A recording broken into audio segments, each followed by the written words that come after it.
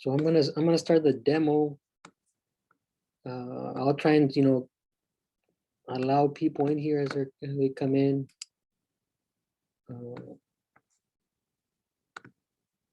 There they are. They're starting to come in.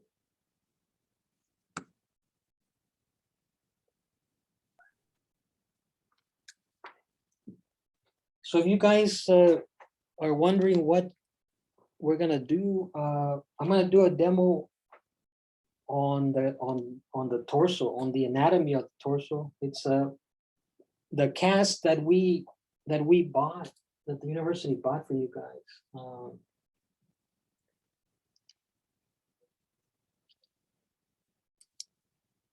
And if you go on the chat here on Zoom, you will see the image that we're going to be using.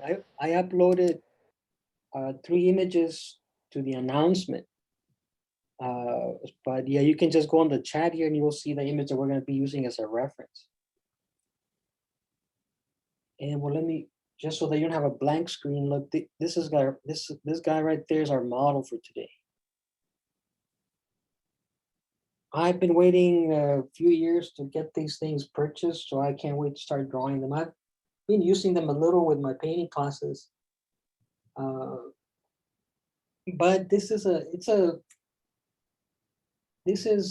the Paul Ribcage anatomical torso. Ribcage was a famous anatomist, and he wrote a book. Some of you might have the book. It's the Human Anatomy by Paul Ribcage. He was a French anatomist, and I believe he's the one that casted this. I guess this is back in the late 1800s.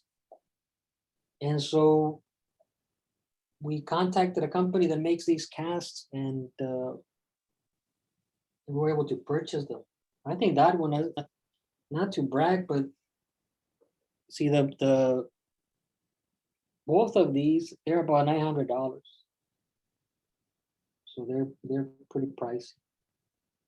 And I will try and be as careful with them. And then there's that other guy there. He was also up there we spent a good amount of money on these guys. Yeah, I think they're quite beautiful, they're quite interesting. And the female torso is taken from one of the Venuses. Now let me go back here to my paper. So I'm about to start here, and do you guys have any questions so far as to what we're going to be doing?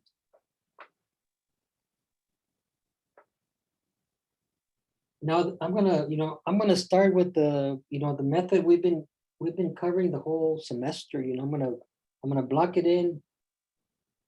Do the envelope, block it in, and then in the video where I did the Russian academic drawing, in that video I started to talk about focusing on the planes of the anatomy, and I'm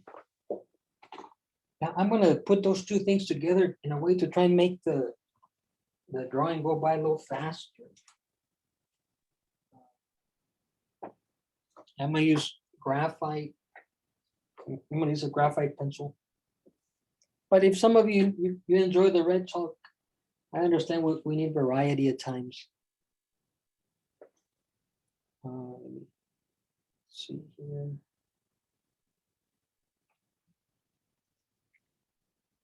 So you can see the top of my drawing there. That's going to be the top of the torso, and then I don't know, the bottom's going to show here.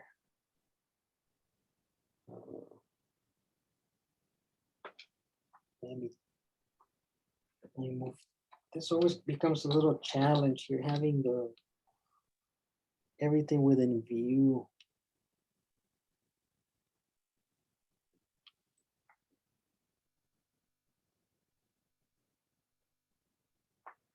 So just adjusting here.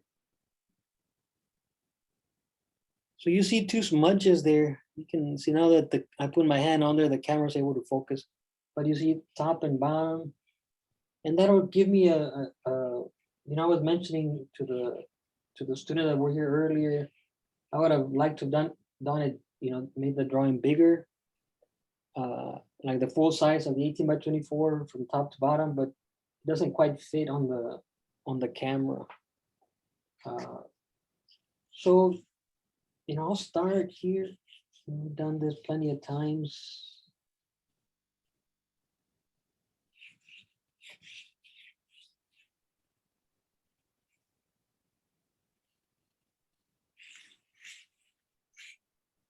Doing the envelope for the torso.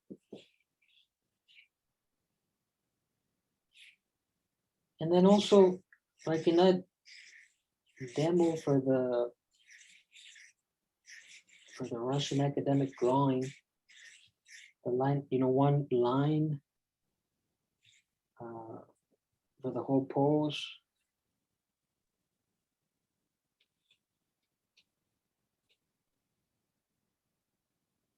The pelvis.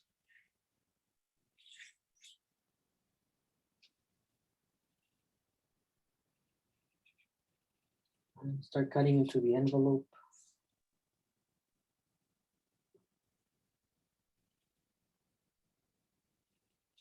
The shape is very well contained within the envelope here.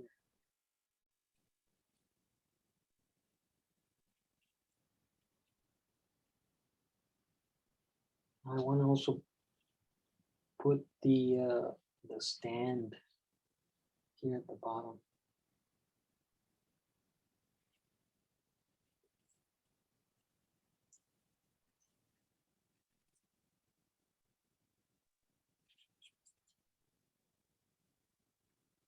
And we're gonna do, of course, just the front view of this, but this, you should see the back view of this cast. It's quite interesting, as all the anatomy we drew in real life. I mean, not in real life because it's a cast, but as in real life as we're able to at this point.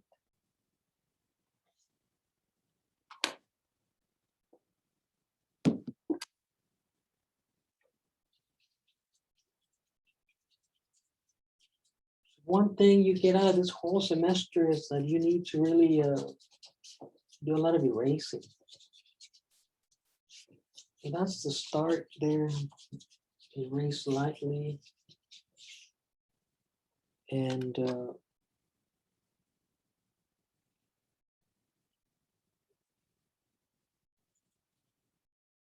and make some adjustments. This is, of course, the neck where it's truncated.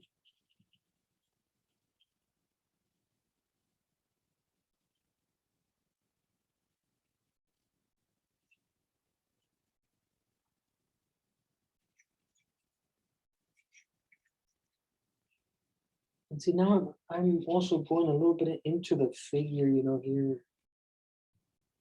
This is the deltoid muscle.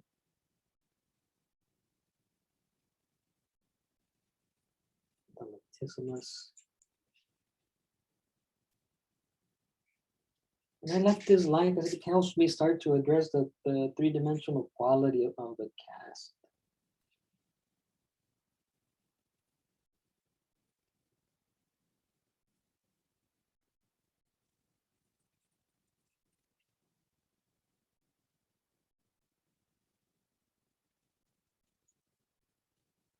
This is the pectoralis.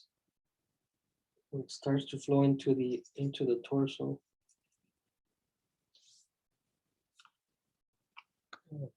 Another student coming in.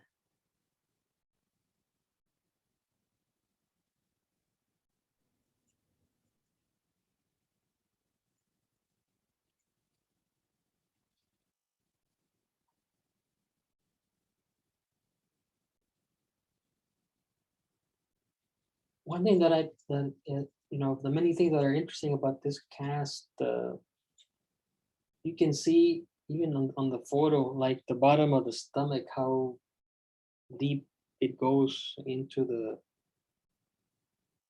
into the bottom of the, and how it turns under, how it goes into the pelvis. It's quite dramatic. There's information on the cast that, of course, we can't see on the live model. Or no matter how many times I draw this with all the anatomical references.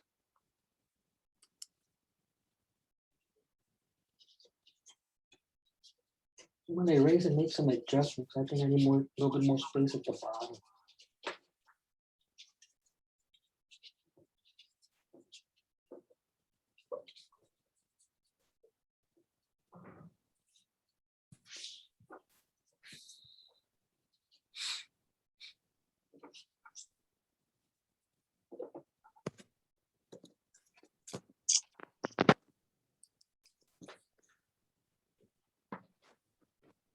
All right, I think now I can make the adjustments.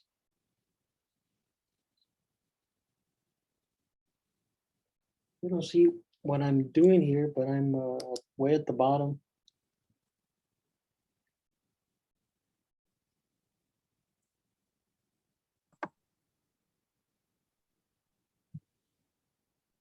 It's hard to get this whole thing in there. Maybe there you can. So this is the base. I'll work myself up here.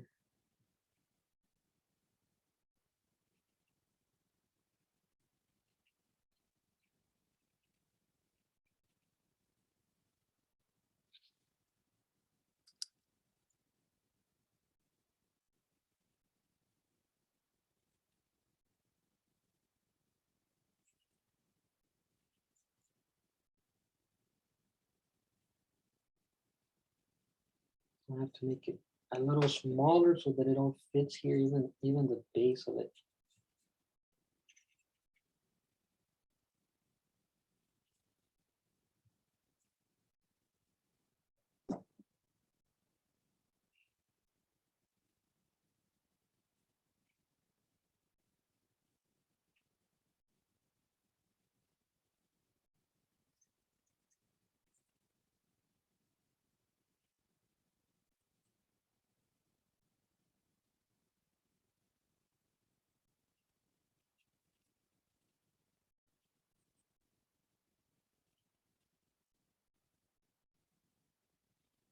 One thing that I always forget is when doing these demos,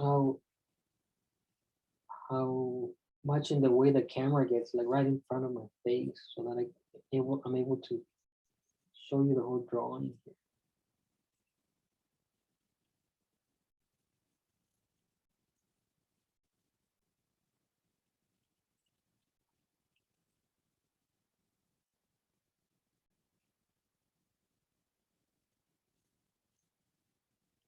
I think that looks better. Might still get smaller.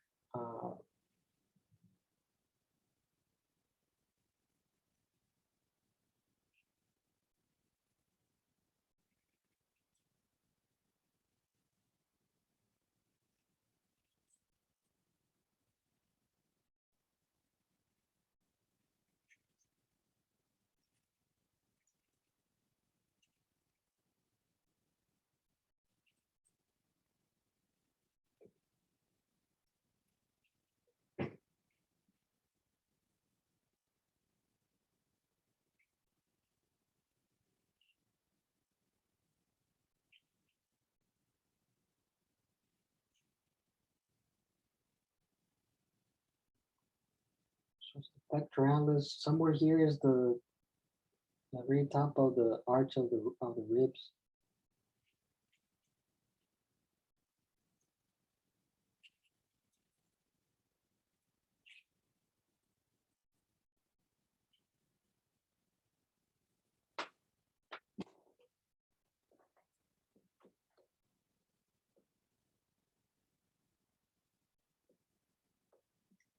And as I'm drawing right now, I'm emphasizing the planes, you know, side and front planes.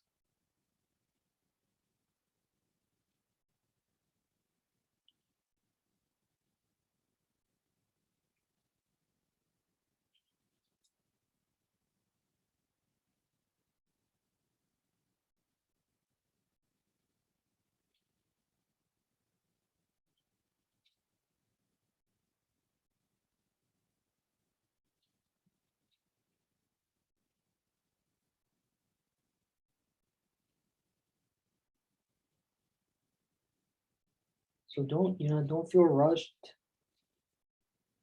Make sure that the drawing looks correct.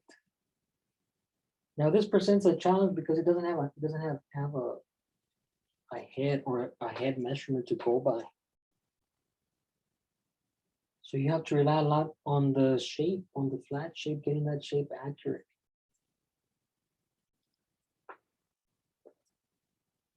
So I'm going to go in here and erase again. I always spend, even when I have the live model, the first 20 minutes just focusing on getting the proportions correct. And doing a lot of this, what I'm doing right now.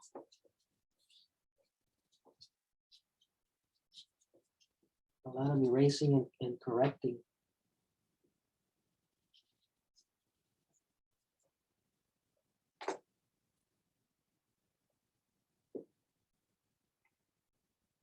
And the paper's a little bit, I don't have it quite flat against me here.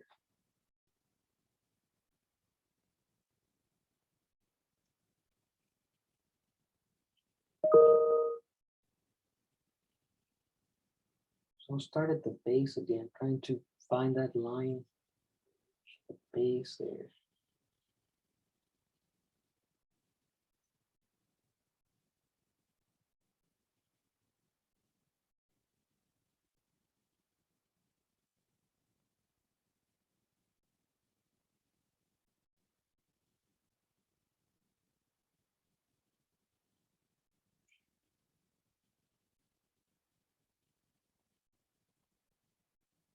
So now I'm going a little bit more detailed.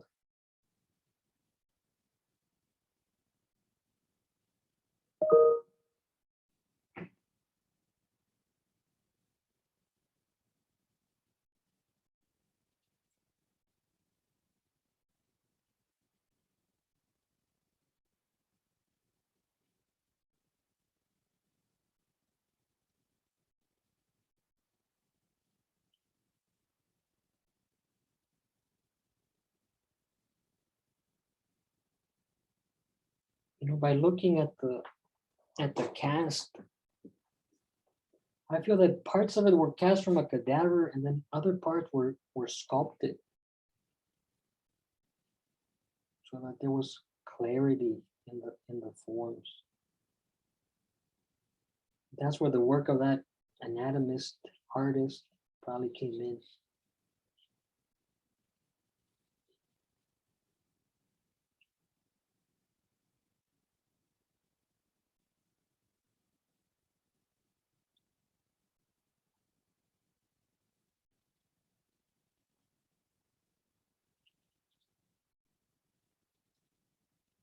The bottom of the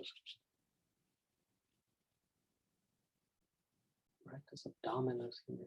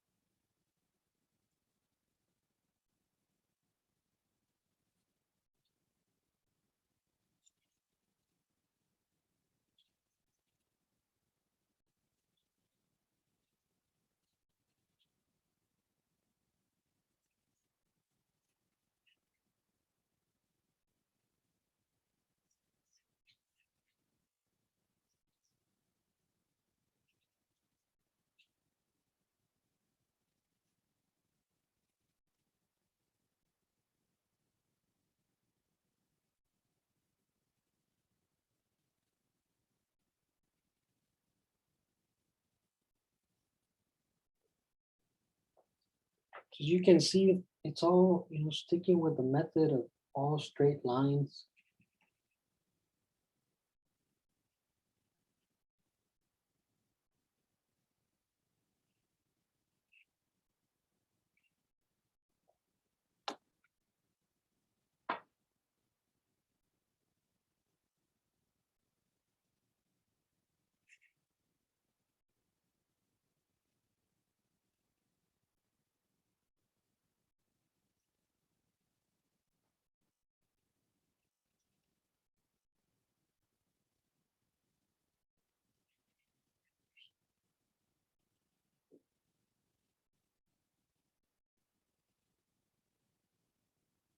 I mean, I say straight lines, but they're of course not drawn by a ruler, so they have a certain organic quality to it. But I try and keep them as straight as I can.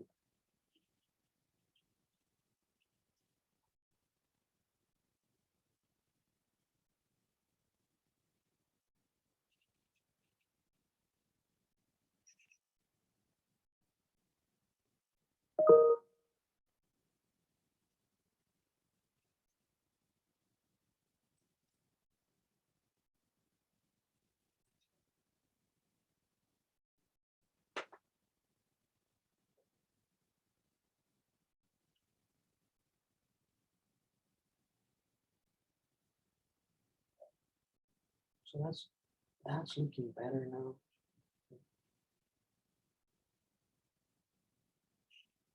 And I guess, well, the good thing also with having this the drawing at this scale, that I can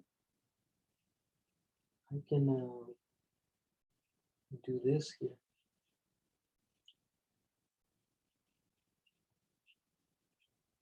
What am I doing here? I'm gonna make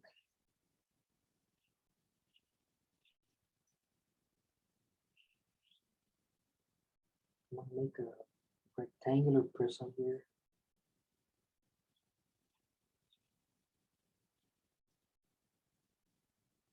To indicate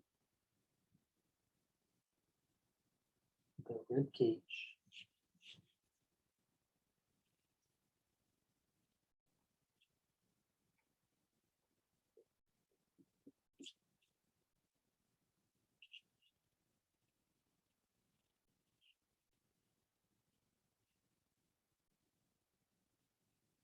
This will be the bottom plane. You see a little bit.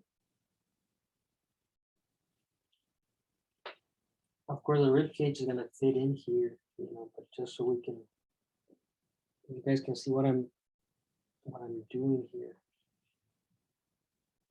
And then another one down here for the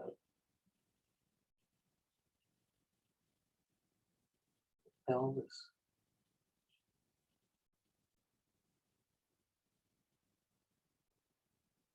And the cast ends pretty much like at the forehead measurement at the bottom of the pelvis. When you see the genitals.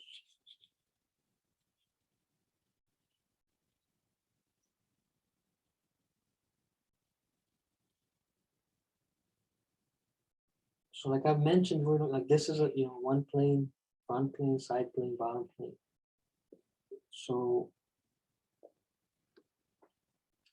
I'm tempted to start getting into the details. But my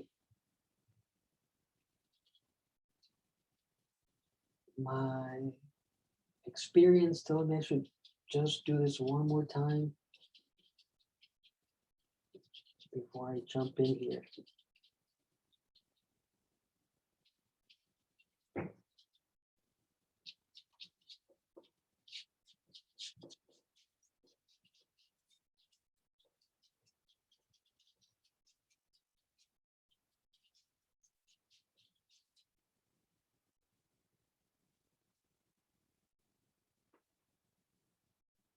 And so,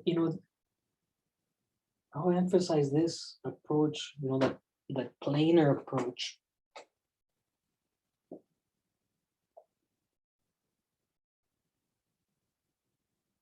And again, my concern is the bottom here, fitting the drawing towards the bottom. So I'm gonna what I'm gonna do.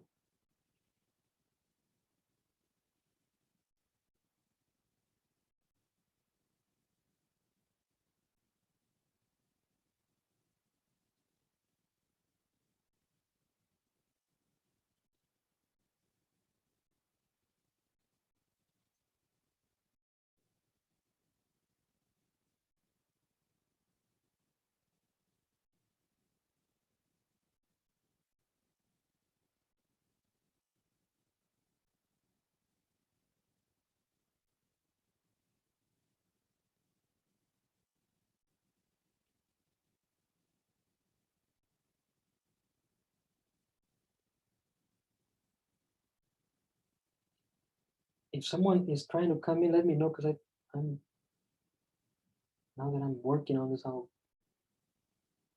be hard to focus on seeing who's coming in.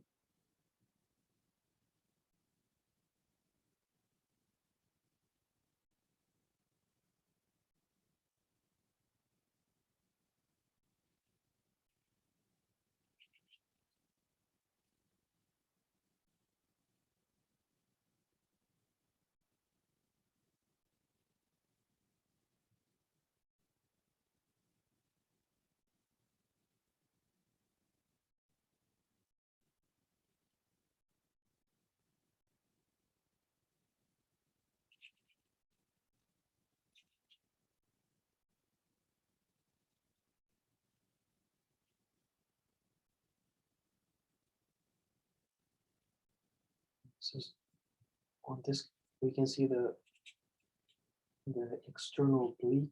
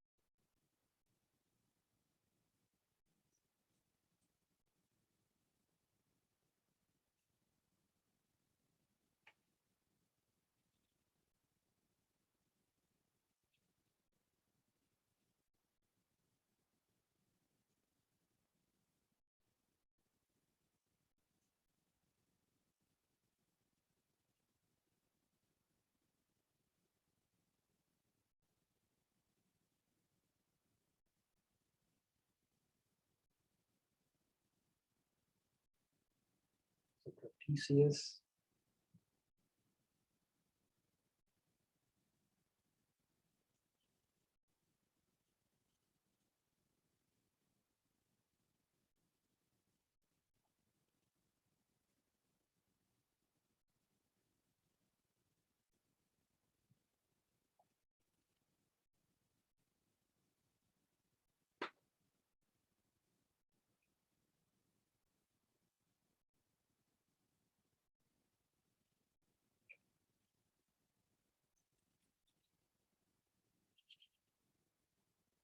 And also one thing I want to do here with this drawing, and I'm gonna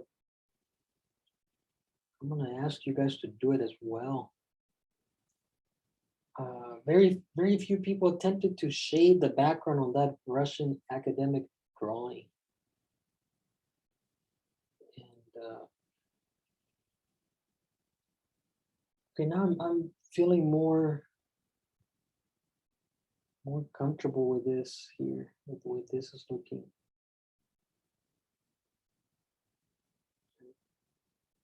The pit of the neck.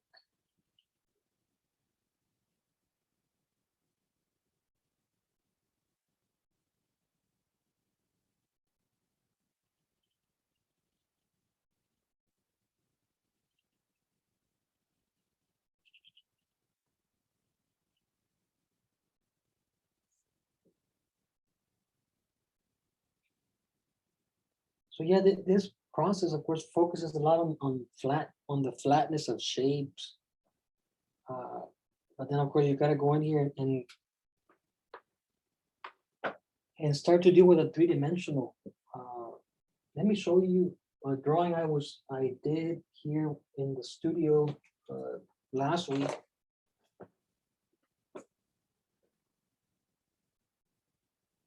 You can see all of it here.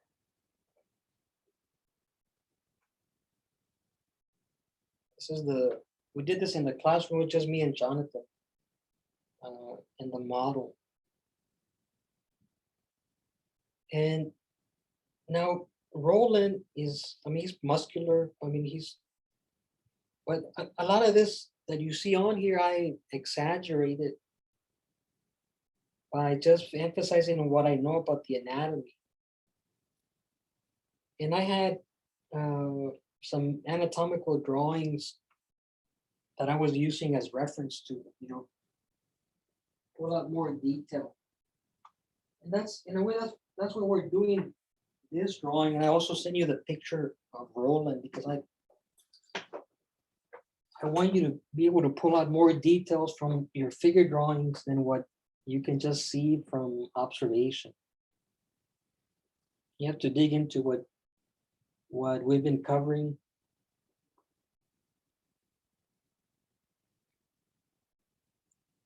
So,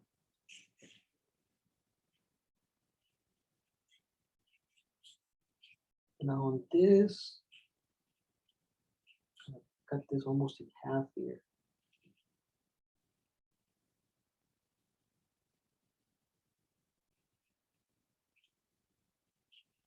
See, this here is and like I believe I mentioned in that Russian drawing that I did, how those drawings and the way that I've been working is creating a structural drawing. That's what I'm kind of doing here, right?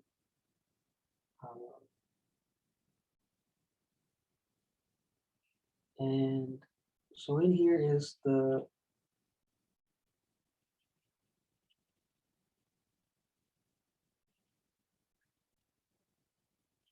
kind of on the middle here.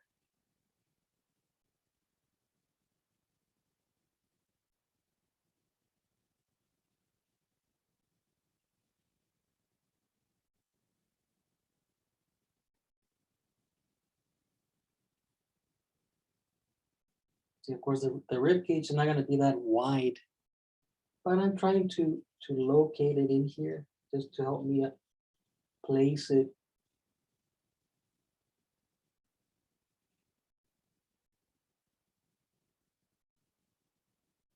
In the opening.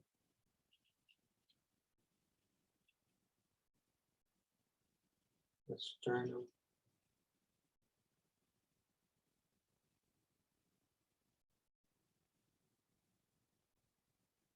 And so I'm doing this, to help me start to, also emphasize the structure and the form here.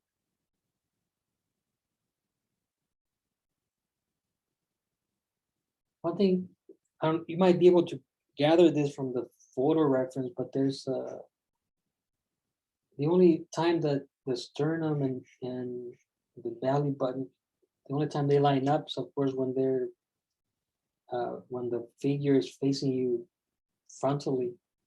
But otherwise, it does this. That's the sternum, so it's slightly tilted back.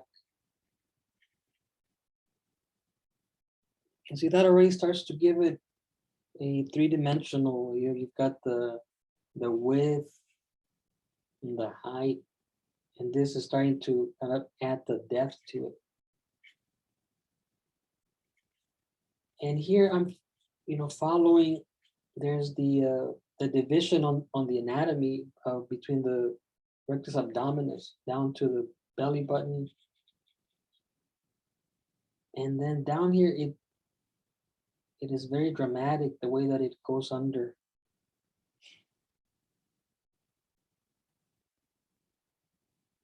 And this is the linea alba. That is a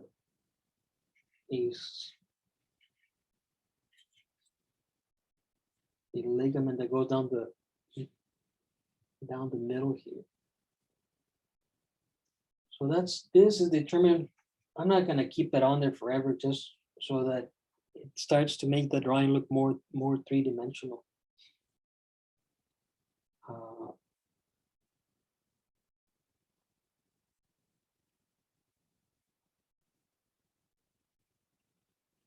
and it's the same thing for this here, you know, the pelvis.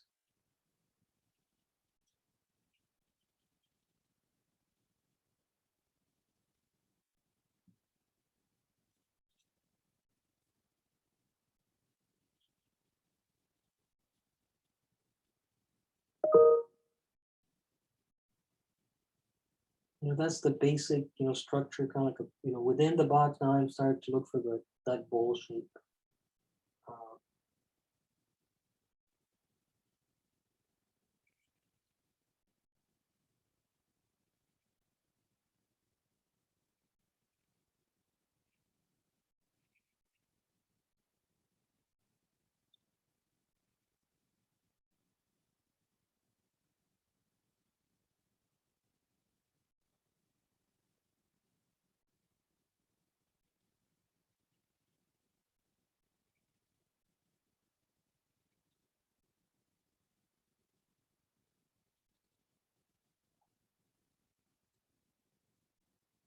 so that's the bottom there of the rectus abdominis there, and then this creates a very dramatic form here. This is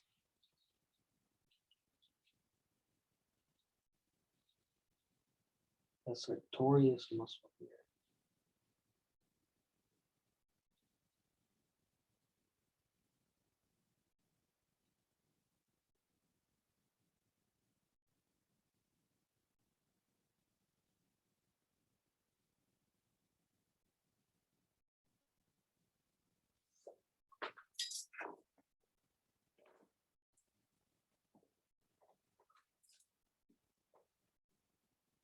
I want to keep focusing here on the bottom because I want to run out because I'm very close to the bottom of the paper. I don't want to run out of space here.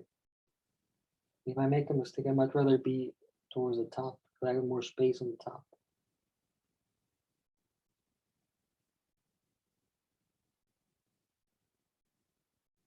And see this, you know, there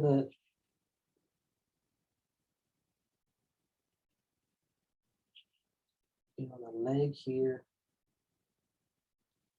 It's gonna do this kind of deal because of the anatomy.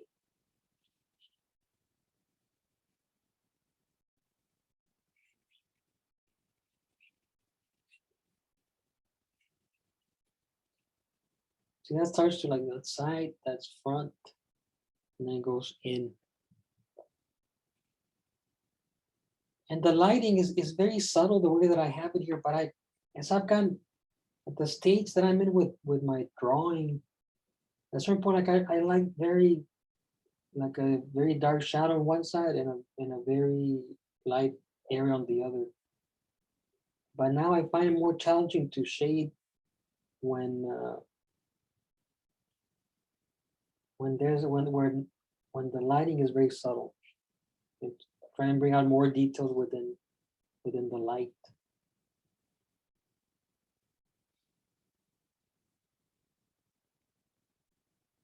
You see, here is where this form of the torso, where it goes in, that is here, that is the bottom of the rib cage. That is the bottom of the 10th rib here. And there's 11 and 12, you know. But those are further back. So that's what that indicates. And it's here, and you also see it over here.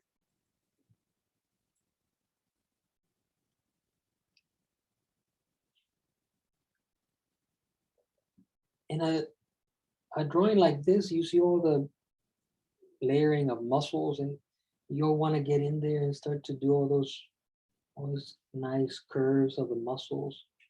But you gotta wait up on that. You gotta do that in the at the right moment. So again, general shapes. So I wanted to indicate that, and I wanted to indicate up here. There's a gap between the pectoralis and the deltoid.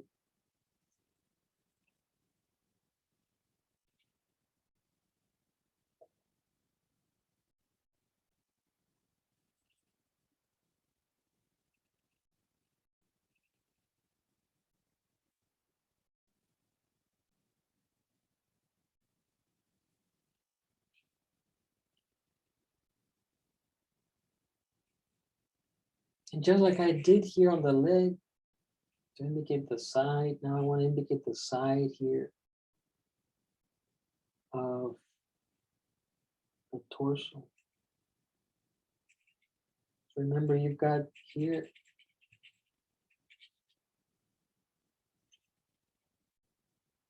this is external oblique.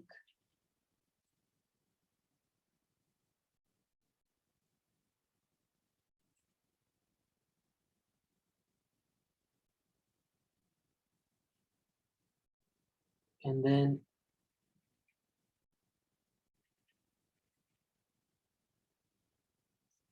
part of the external oblique goes up into the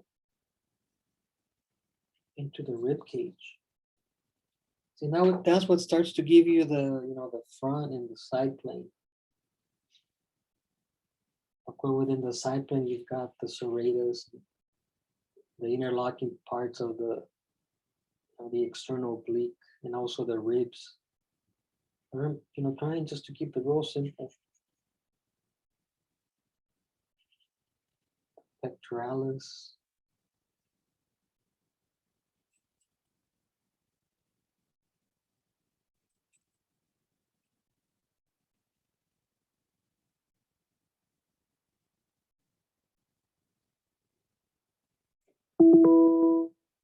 So you see there, it's, you know, starting to you know, come together.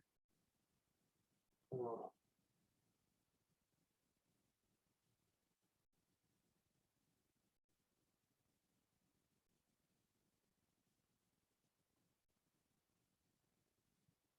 and whenever you guys want to come by and look at these casts, you're welcome to do it.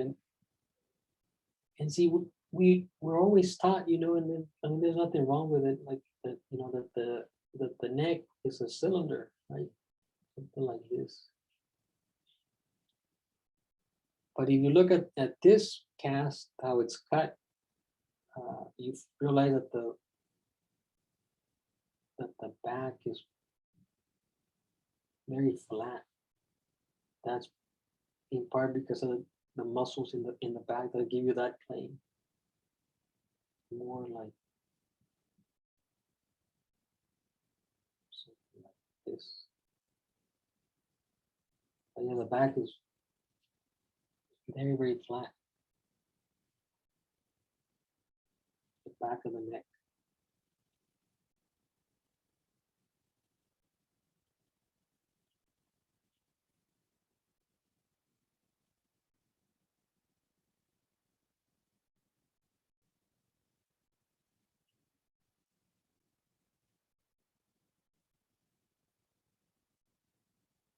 And in many ways, what I have here is all I need to start shading those big masses. You know, I've got front side plane, front side, sometimes bottom. You see the bottom here. So I'm going to stick to this analysis of planes. And how do I find, you know, how do I find a plane on something that is rounded? Of course, you look for changes in value. And there's a big change in value down here. That's why I changed the direction of this line, because right there, there's a big change, and it should also be visible to you guys on the photograph that I provided. So that's going to give me that plane there. And of course, this portion here of the rectus abdominis is not all the same value. There's like there's also this kind of side.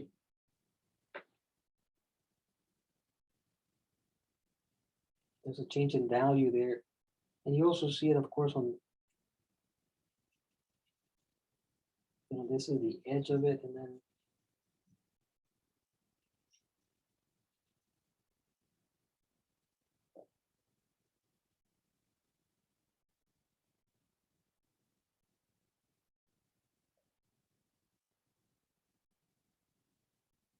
I don't want to lose this spot. This is the bottom of the sternum.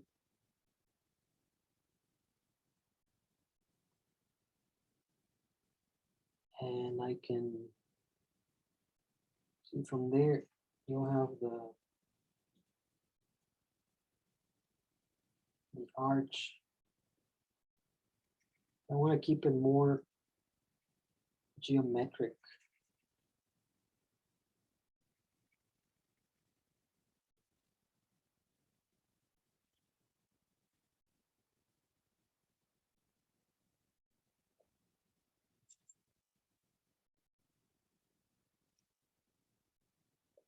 And here, the belly button, because it's a from an anatomical,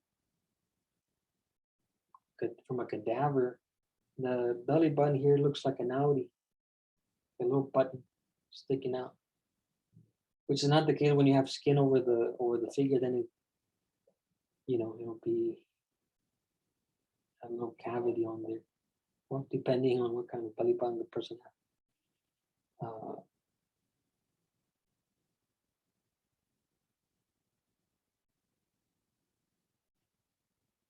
And I wanted to indicate this because that's going to give you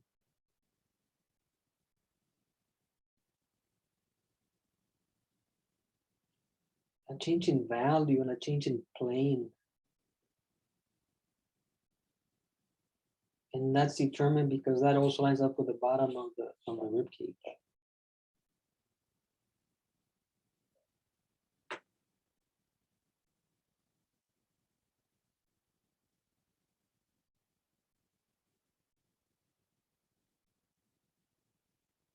And so now on top of these big planes, I can find the smaller planes.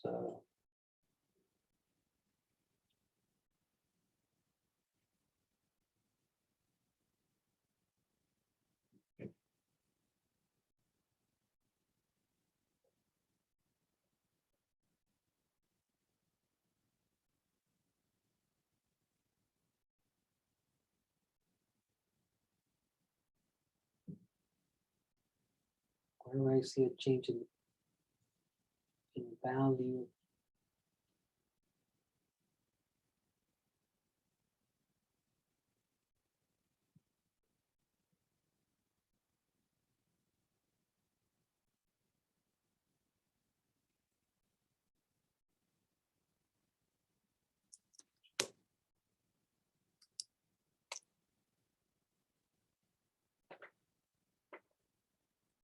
And on this cast, you see the forms of the pectoralis, how they overlap the sternum, so it creates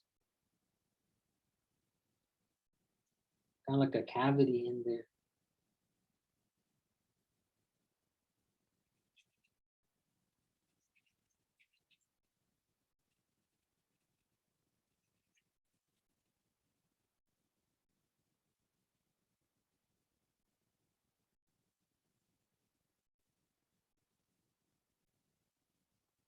Now the clavicles. You have a portion that is front facing, then it goes back, and then it rests on top of the deltoid.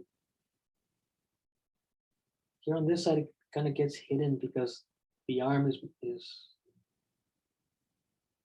lifted.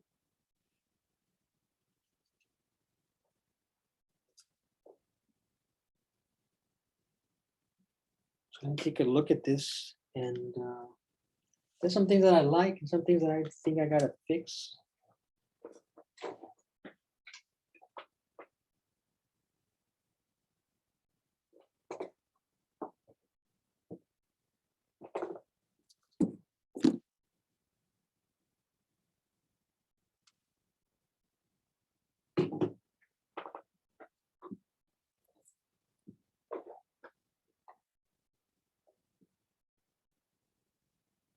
So I'm gonna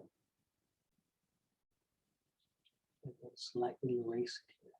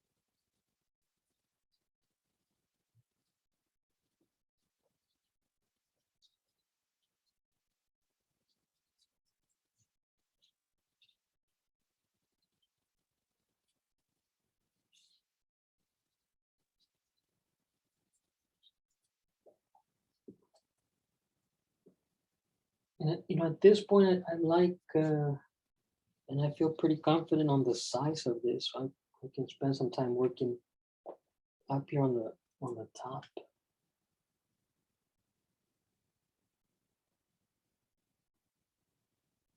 And see, now I can move in here, pick up the camera a little bit.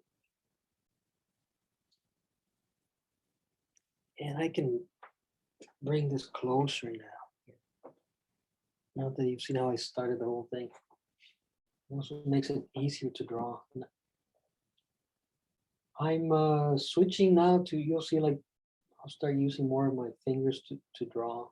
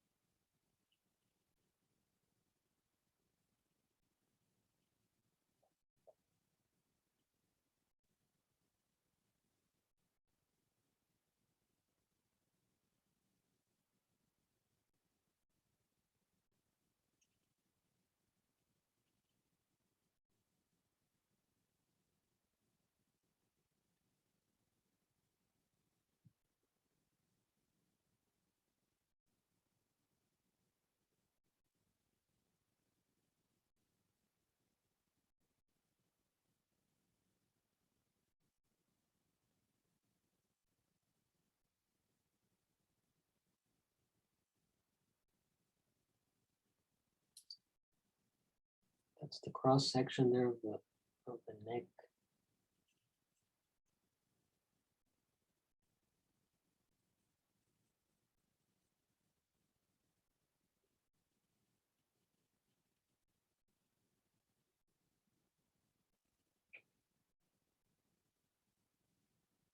These are the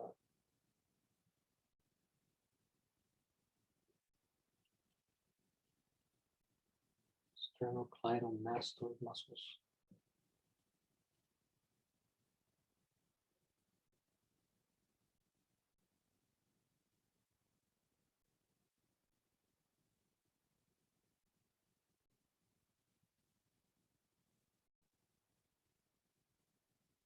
The trachea and all those other forms, sternohyoid muscles.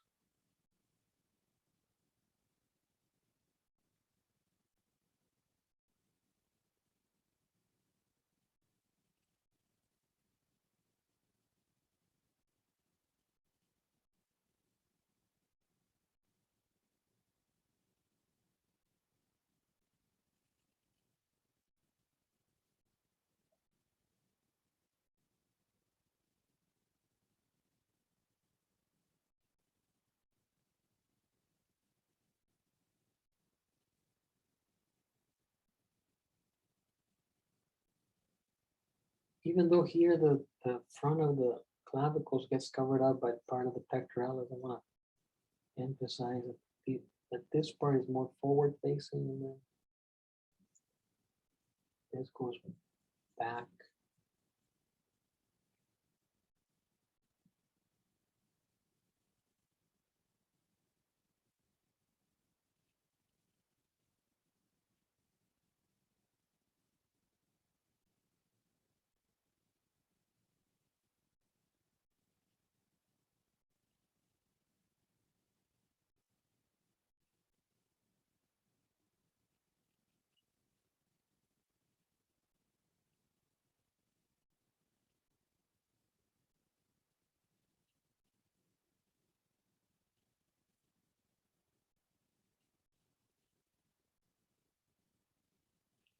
That's the deltoid, same as on this part here.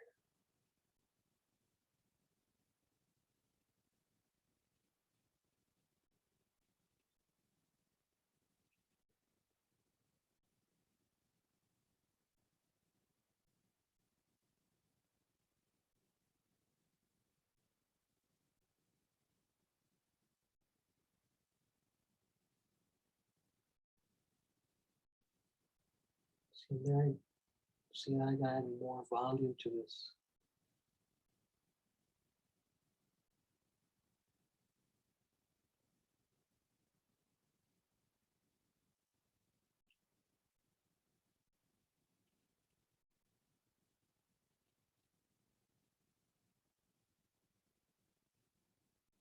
And then there's a highlight here. You see that helps indicate the three sides to the deltoid. Front, side, and then back. We don't see the back.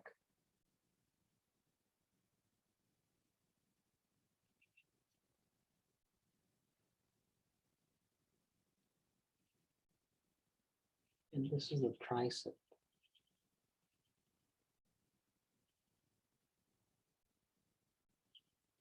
And there you see the levator scapulae and scalenius.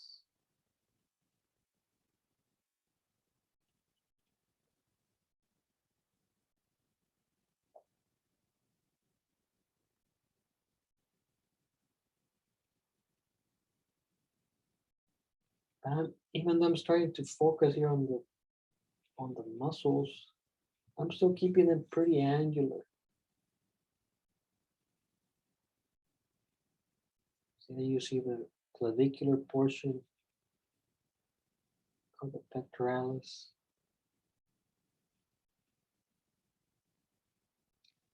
And this might show up on the photograph. It's very subtle, but there's this here, like a pectoral. That is more, this area is more raised than the rest of the pectoralis. This, as it goes from the attachment of the deltoid down to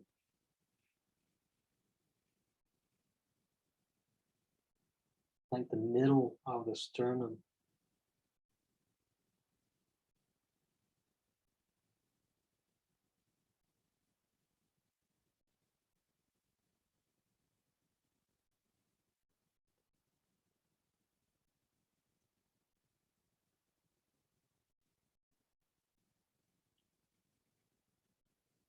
I see a change in value that I had already kind of addressed before, but now I'm gonna maybe indicate a little bit better. That is the raised form of the pectoralis muscle.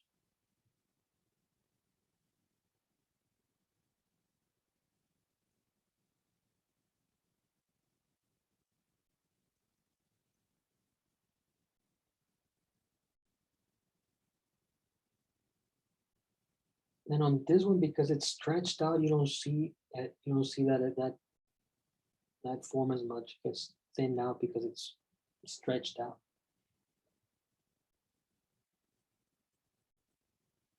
And if you follow this line here of this portion of the pectoralis, you see that it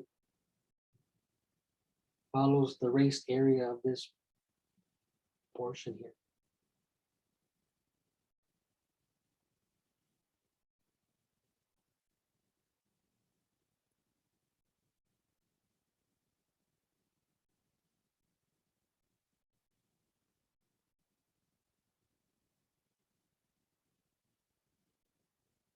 And the same thing here.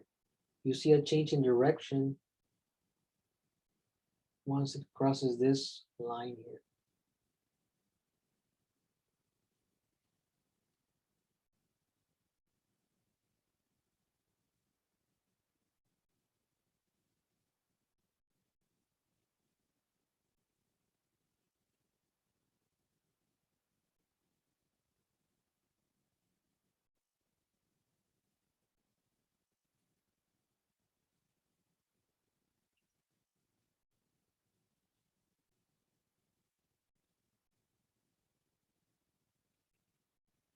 I'm getting here to the serratus muscle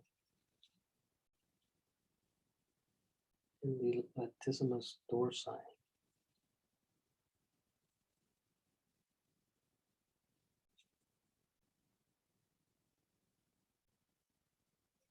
Now, this is just me trying to analyze the form before I shade. A lot of it I'll probably erase. It'll just be like kind of like a map for me to start shading in a little bit.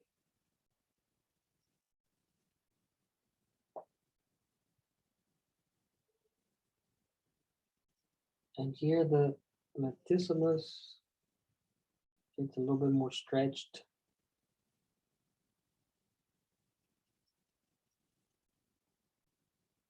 Pectoralis, serratus.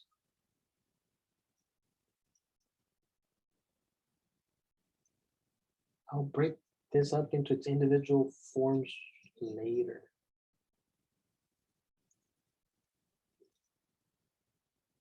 See, all of this here is rib cage.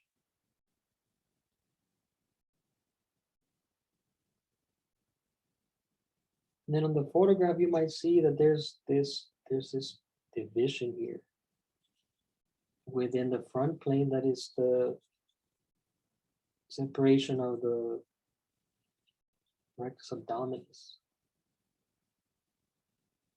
You'll see there's a change in value here.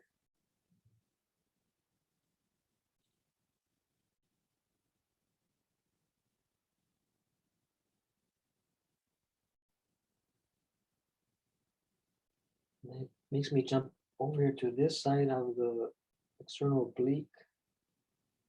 You start to see that form.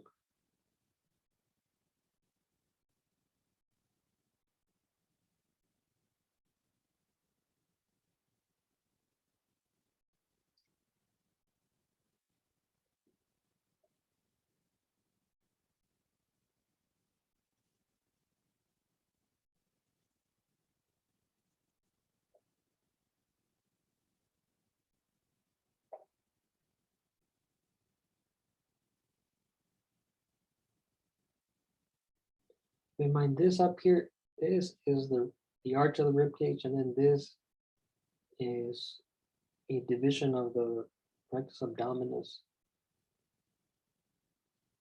Same thing with this one.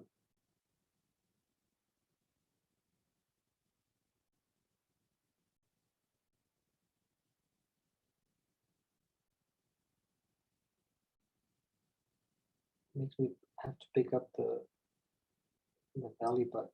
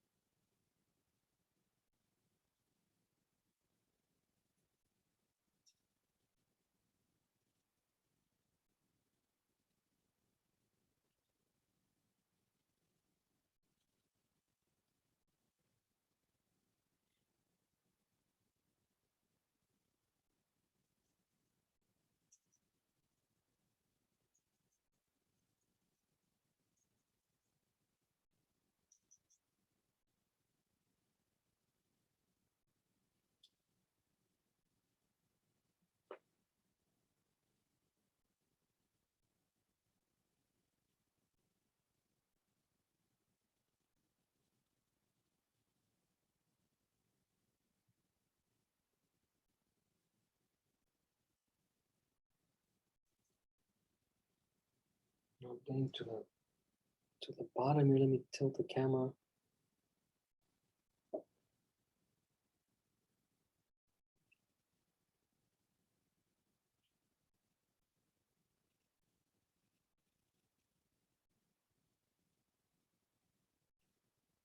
Part of this is the gluteus,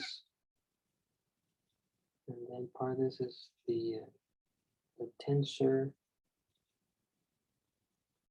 You can all see it very clear on these here.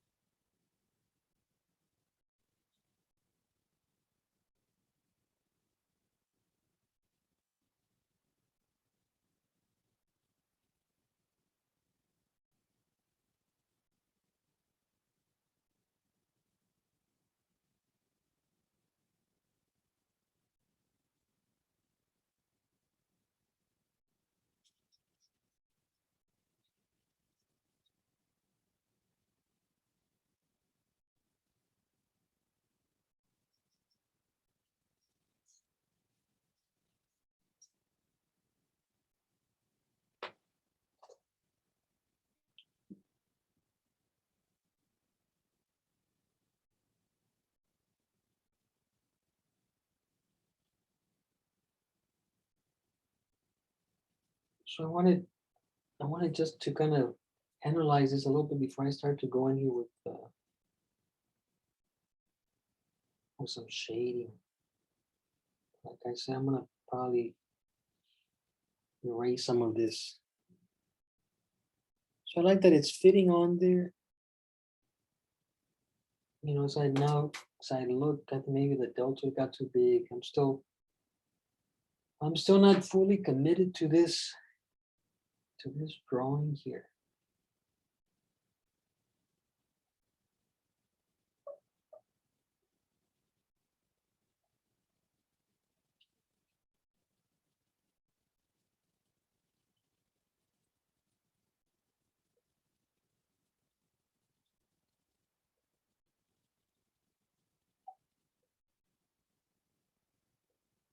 It's even though I'm erasing all that line work, you know, it's gonna remain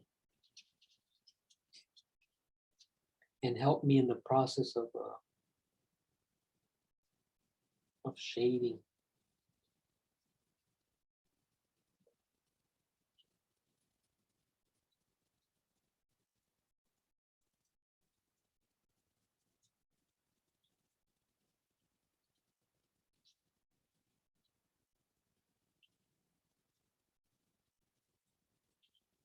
See, I might have gone into too much detail in mapping out the anatomy. So I want to take a step back and again focus on the outside shape,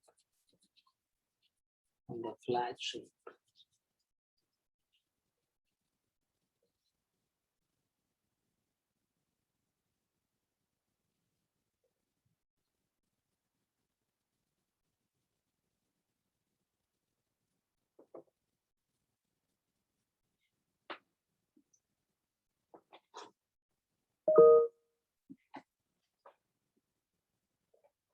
There's an area that I look at that kind of gives me some problems. I think the latissimus seems a little too long.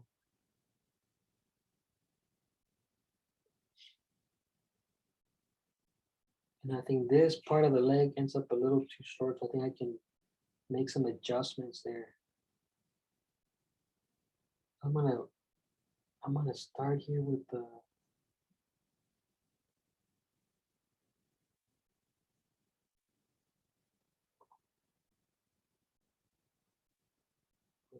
this the truncated upper arm here.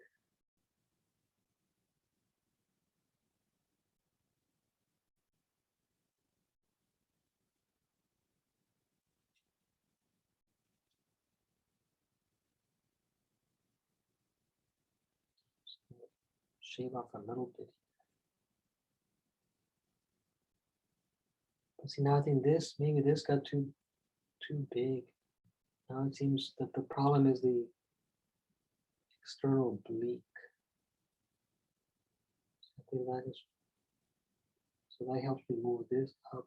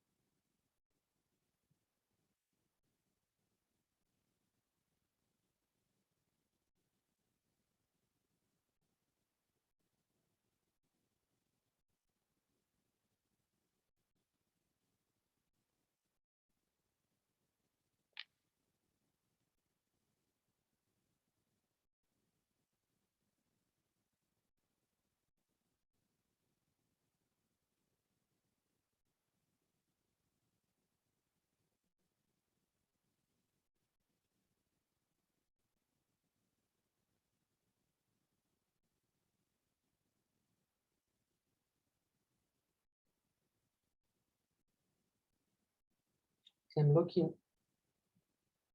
I'm trying to see if it's, I think I took that line too far in, so I'm trying to bring it out more. I think in one of the demos I talked about dropping lines. I'm not gonna draw the line like I did in that demo, but I'm just in my mind. That's what I'm doing.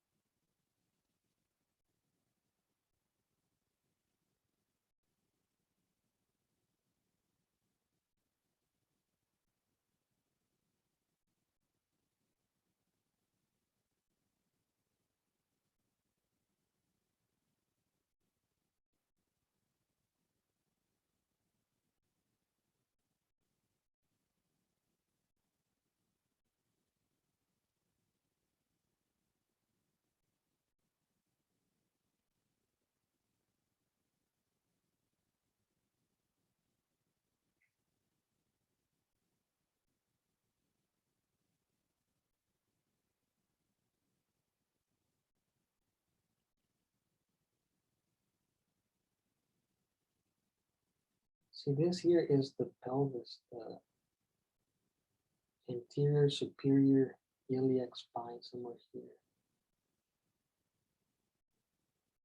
So I don't want to get lost in all the details. So I try and find those anatomical landmarks, those bony landmarks, so I can, and I see it very clearly on this side as well. It's right there.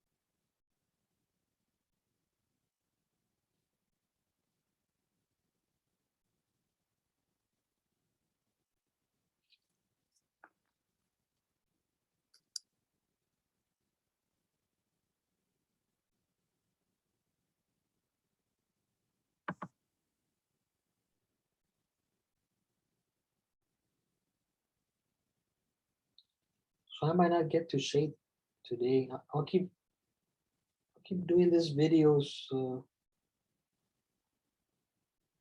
I want to do a complete demo on these.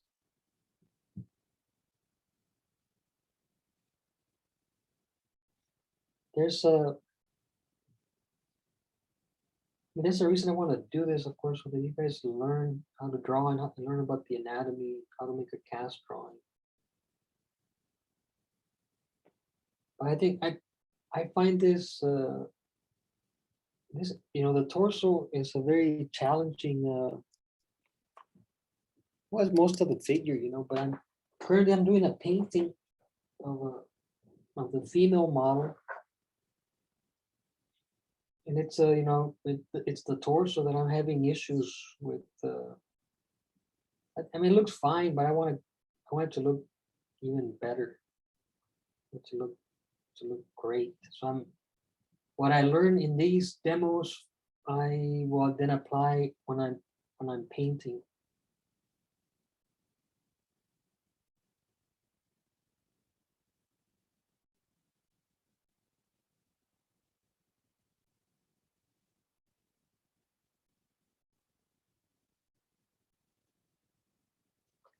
So yeah, we are running towards the end of the semester here. Uh, so I think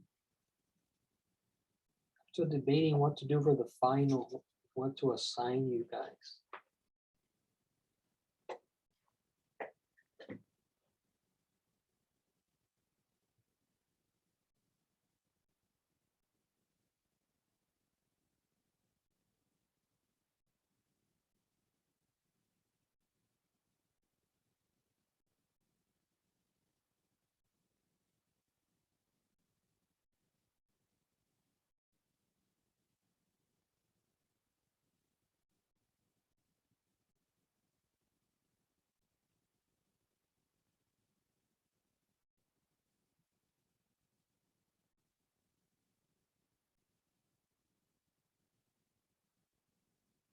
I'm determined to make this stand fit in here.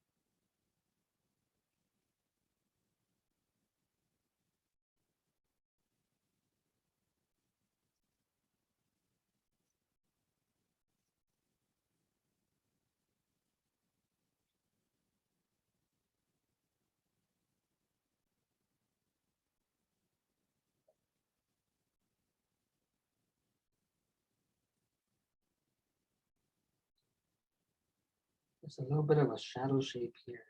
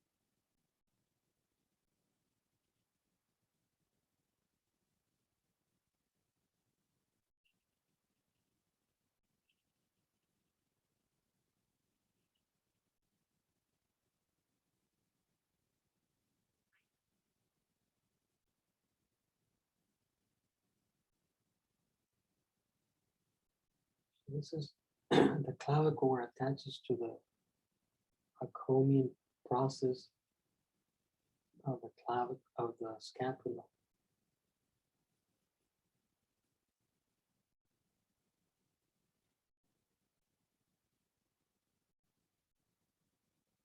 You see the deltoid has, you know, front and side and back, but it also has a top plate.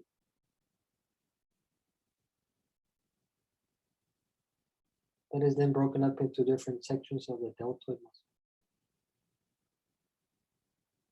See, really forcing the or emphasizing the geometry and the structure.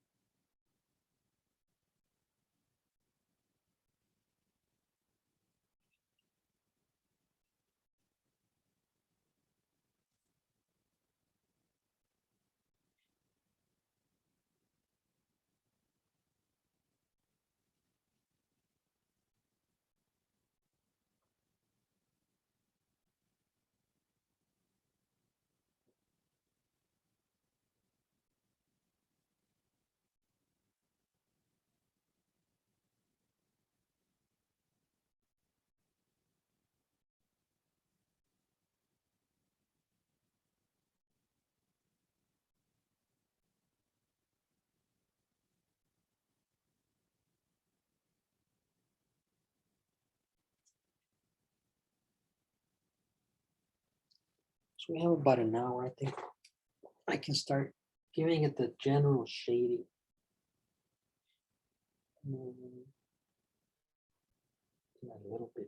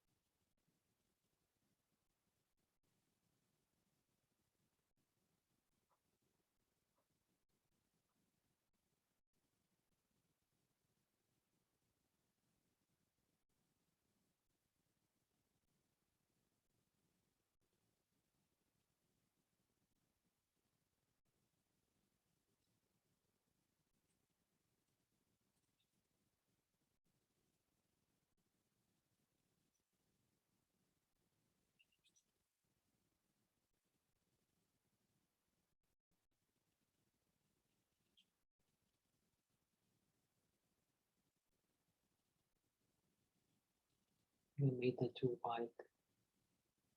I'm constantly correcting even after like an hour. And even the way that I'm going to approach the shading will also allow for me to make corrections.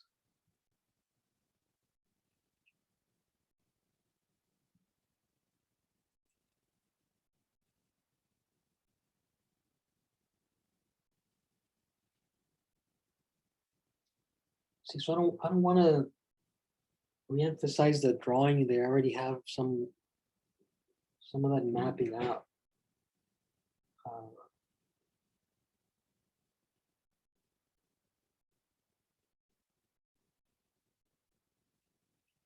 If you look at the photo that I provided for you, you also see this, like side and then top plane. You see a difference in the values that emphasizes those planes.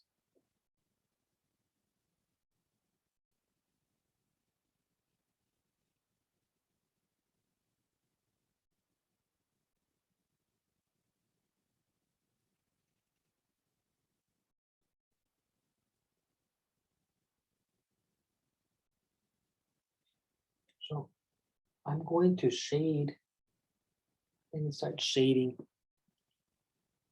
But I want to also shade the background. Like I showed you that drawing I did of the model. I like that I created that atmosphere in the background by adding value. And then that's how you make a drawing, by emphasizing not just the figure, but what is around the figure. That way you really engage with what's happening. Take a picture of the drawing at this stage here.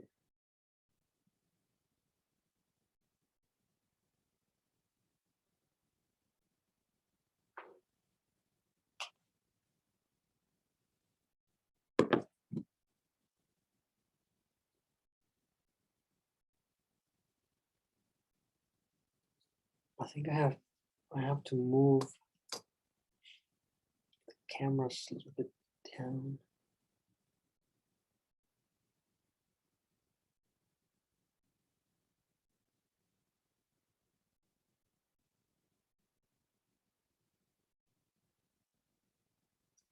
Now keep in mind as I go into the shading here, that I've done a lot of mapping out and emphasize the front plane, the side plane, under plane.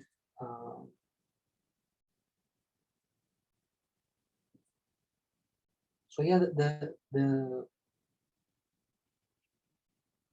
temptation is to get in there and start doing those lines that indicate the muscles.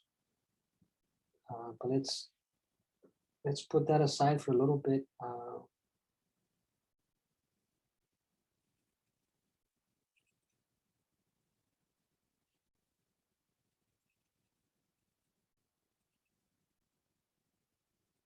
So I'm gonna give this some shading, very light here, indicating the side plane here.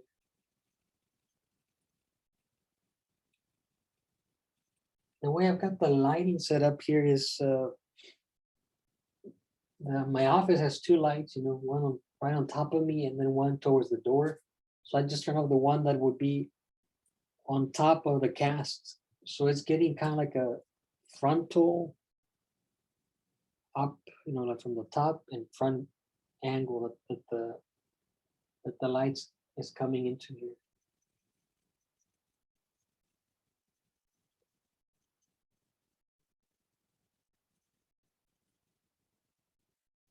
So I'm gonna push, see, I'm just adding some general value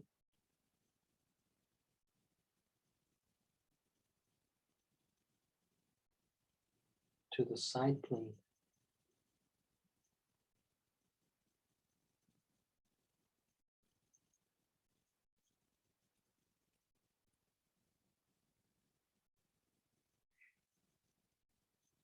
And I try and see the strokes, emphasizing kind of like like you've got this flat plane, right? Emphasizing that it's That's what I'm doing, you know, following this imaginary flat plane that is here.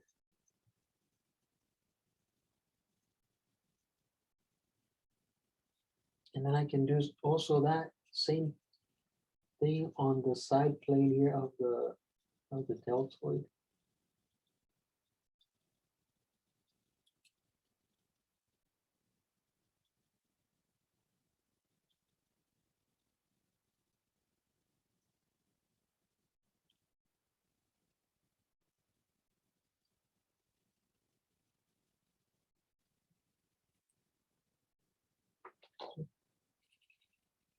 Very light right now. I'm gonna push a little bit darker.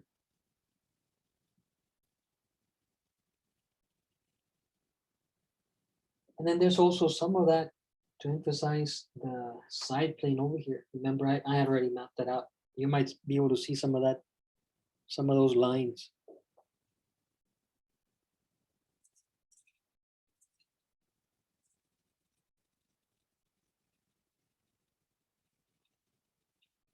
So despite all that interesting anatomy that the cast has, I'm ignoring it, and I'm just well, this is how I did that shading for the Russian academic drawing demo.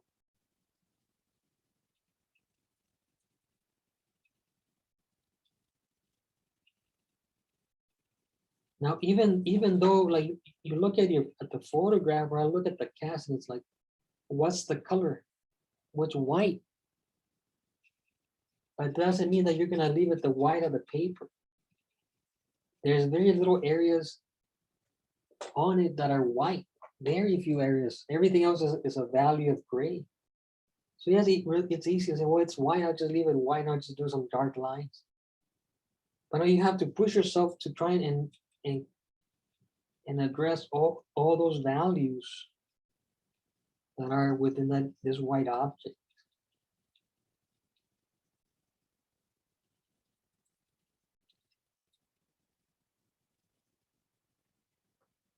See, that starts to push well, I can also do it up here on the truncated arm.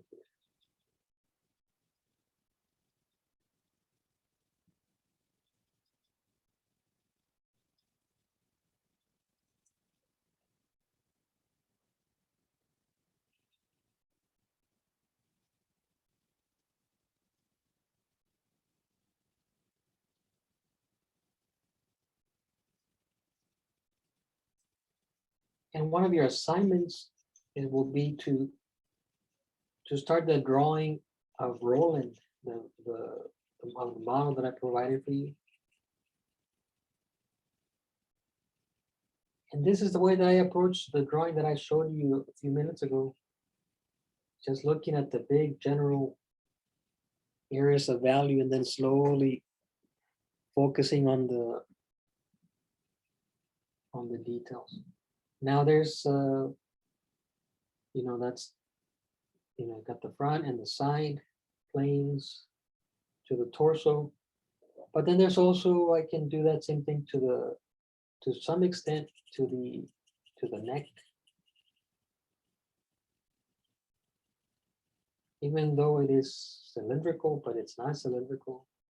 I'm going to emphasize at this point just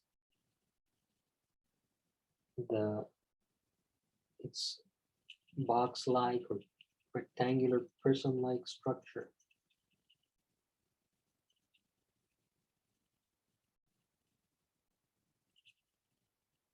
But see, I spent a lot of time here trying to get it to look correct,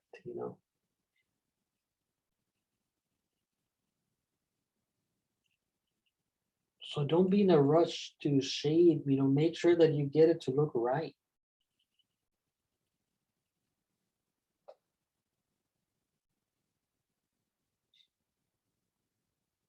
All right, so I've got some shading there, right? Very light shading. Now,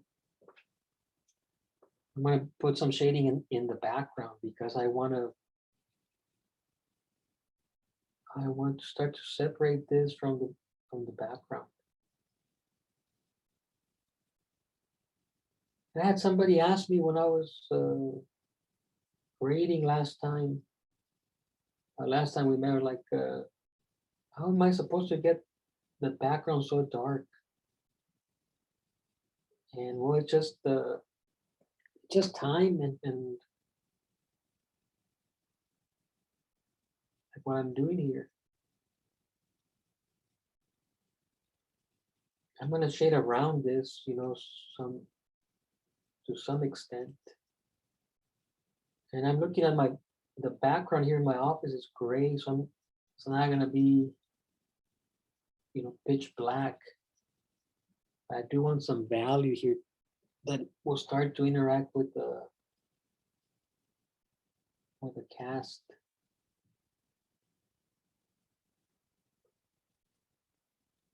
And I try and go in circles, different directions so that it's even. And you've got to be careful with this. Like I'm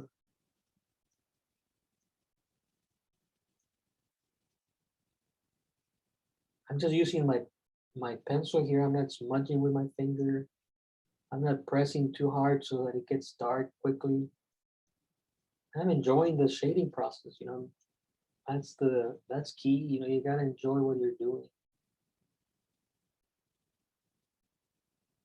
And a very light touch, and you just keep doing over and over. It won't get very dark. And if you have a problem, the fact that it's gonna take a while, like, well, you gotta work on your patience. There's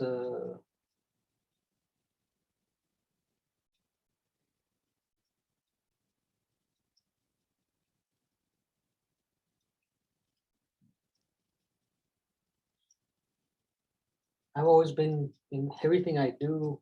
I mean, I can draw fast if I want. I can paint fast if I want. Uh, but in everything else, like my dad would tell me, and even friends, like, you do everything so slow. It's like I do. That's just that's everybody has a trait. I can't rush. I hate rushing when people tell me we gotta, like, come on, we gotta go. Come on. Like, they try and rush me. Like, I tell them, look, I don't rush. And I don't rush well.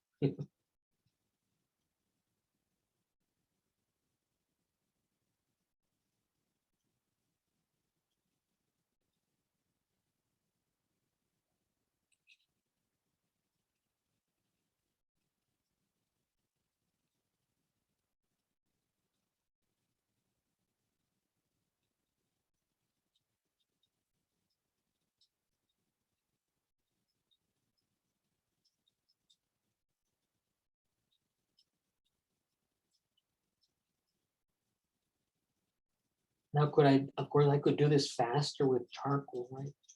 Or with a 6B pencil. But there's a difference to the graphite and to the charcoal. They get more grainy. It gets very grainy, and then that graininess kind of becomes it becomes hard to deal with because it overpowers the image. The only way to get this kind of nice even shading is with a finely sharpened, like, 2B pencil or HB pencil. So yeah, things can be done faster, but it's gonna look nice. It's gonna look good.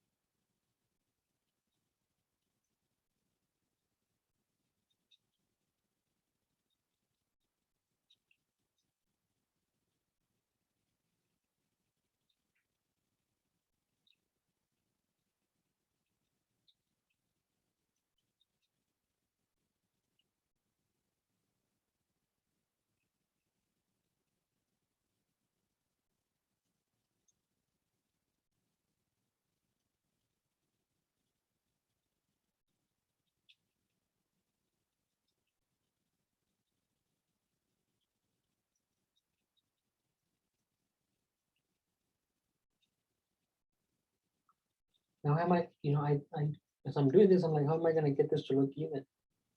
Well, I'm just gonna challenge myself to make it even. Because this is dark, right? And this is lighter. You see that? I'm gonna try my best. So I get an even area of value.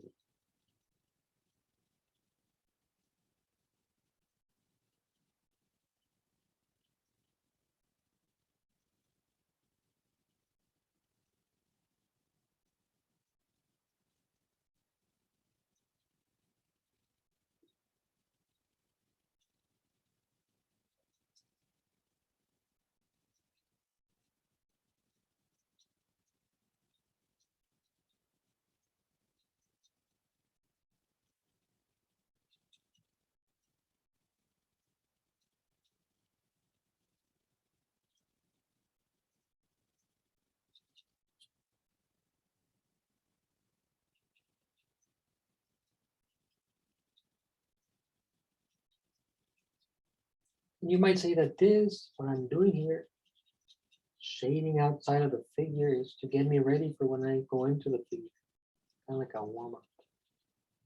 And also this, I have a bunch of this white paper that I had forgotten about.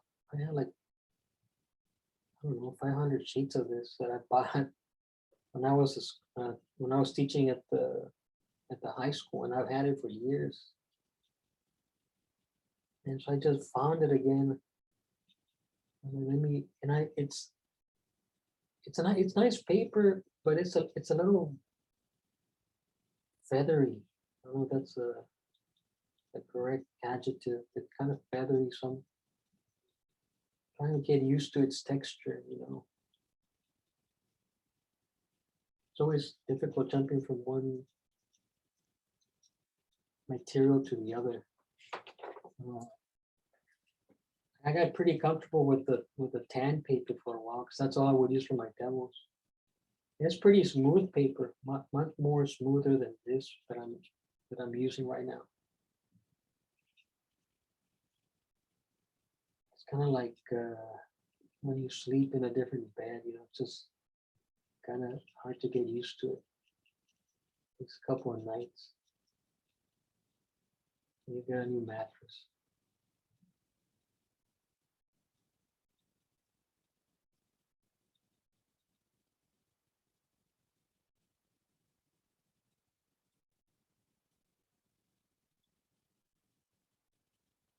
So at the end of the class, I want to see your drawings.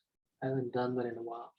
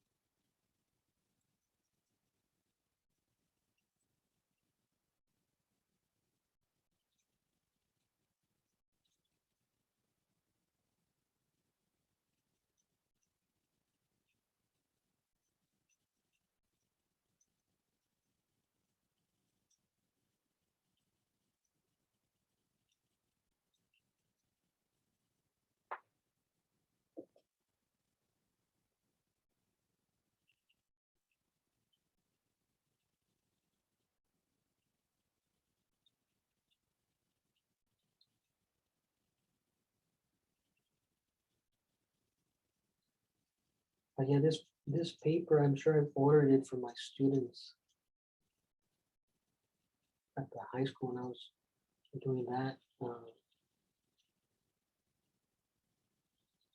And I kept a couple packages for myself. Some of you that are going into art education, you want to, when you apply for a job somewhere, you want to make sure that you ask them, what's your budget for art supplies? Because that will make your life so much easier.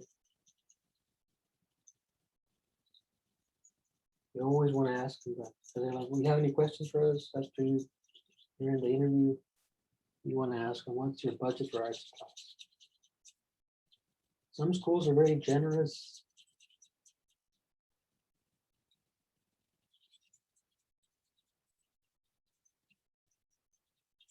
Some schools not so much. It all depends on administration, things like that.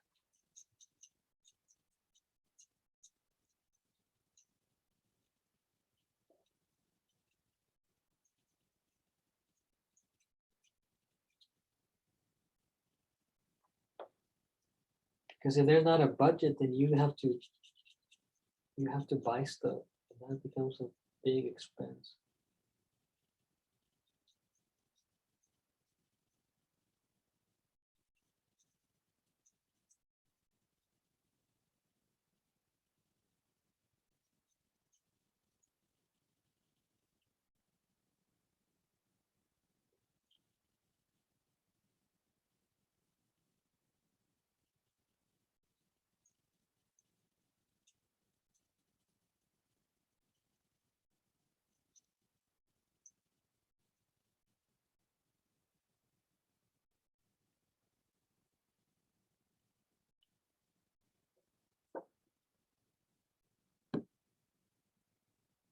So that's about 20 minutes of shading.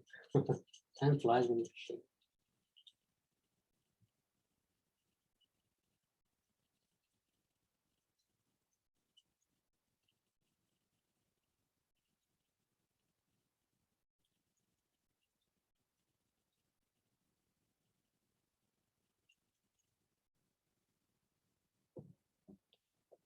And of course, this background is going to allow me to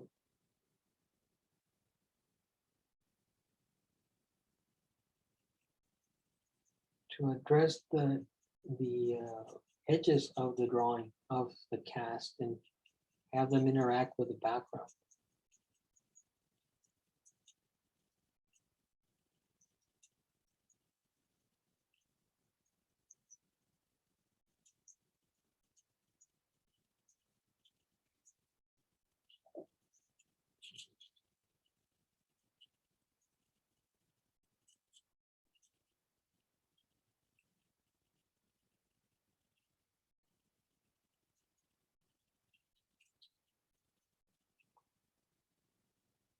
Also, I'm sure you've heard this, next fall the idea is to go back to traditional teaching face to face. So you need to start to look for ways to get vaccinated. I'm sure that they'll make that a prerequisite to come back to school.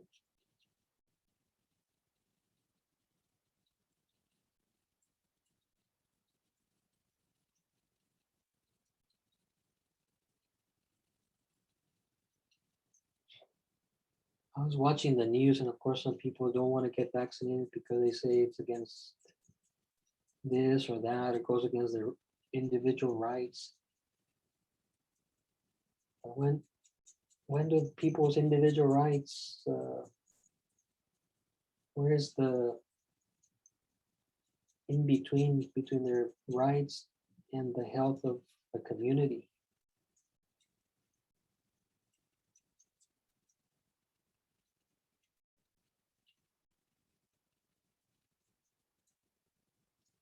Because we all don't live in a vacuum. Well, we've been trying to live in a vacuum. There's no way to live.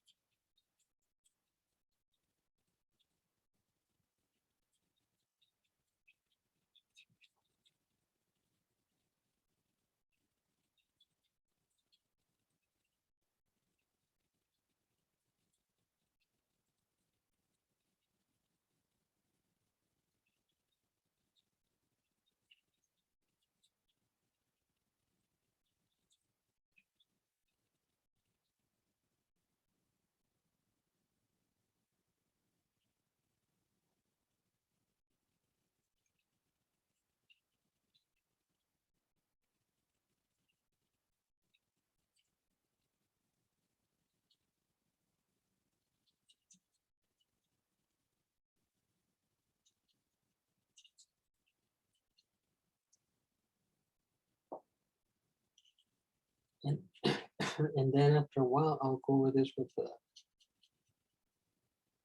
with a brush to smooth it out.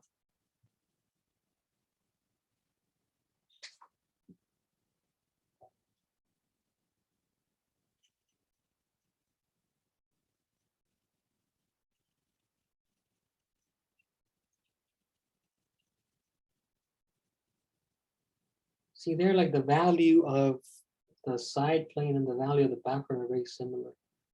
So overall, the value of the background is darker. Right.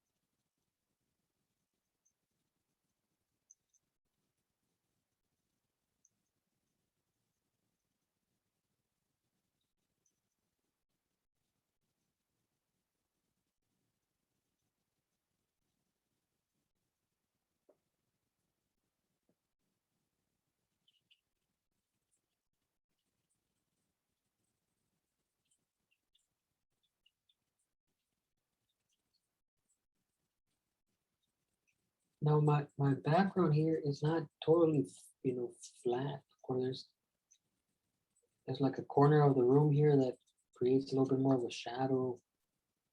So I'm gonna kind of stick to that shading and values in the background.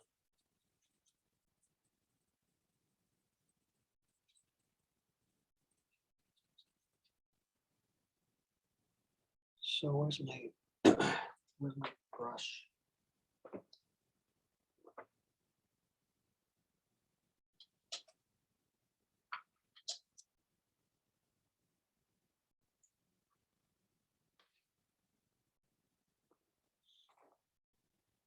Where's my blending brush?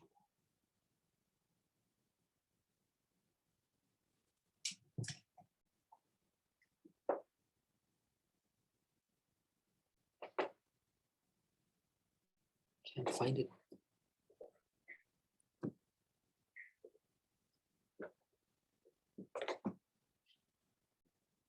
All right, so that gives me some shading in the background.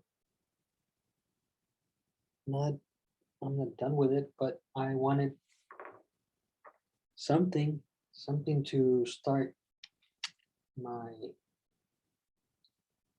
shading here. Get another brush here.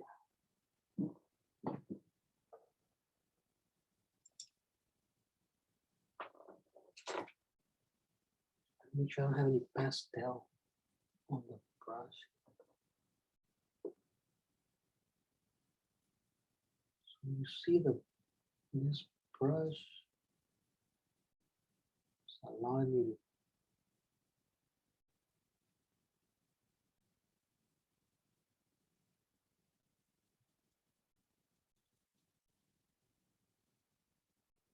can you do this with a stump or like a paper stump? There's nothing wrong with it. I like the brush because it doesn't damage the paper. It doesn't burnish the paper.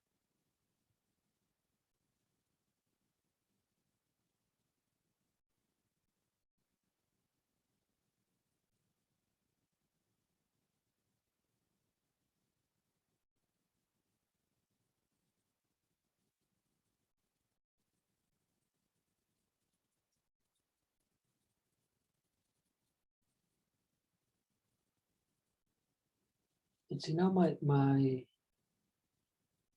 my brush has a lot of graphite on it.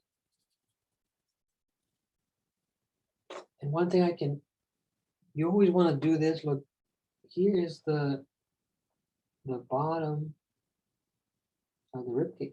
This, so there will always be this here. There will always be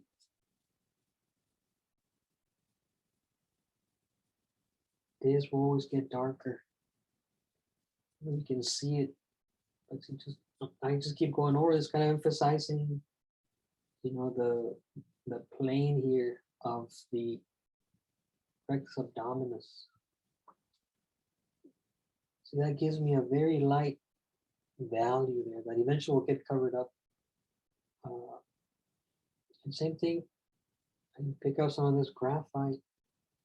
And this area is going to be very dark. I'm gonna try and, with the time we have, I'm gonna try and kind of go in here and try and the bottom portion. And remember, like, it's lighter up here, so all this at the bottom can have some shading. Because I'm just dragging very little graphite.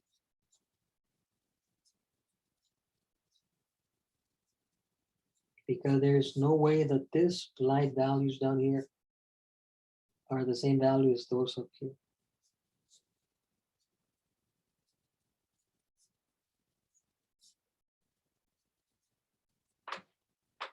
That made it just more smoky.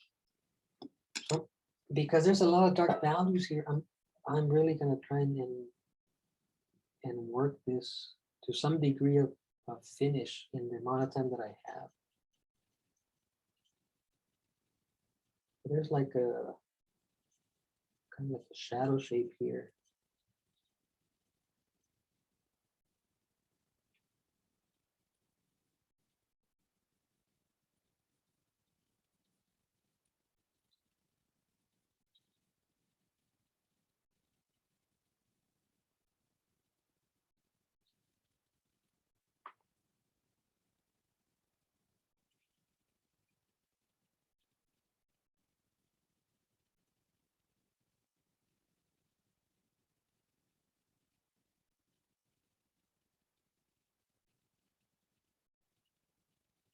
I had mapped out this area here.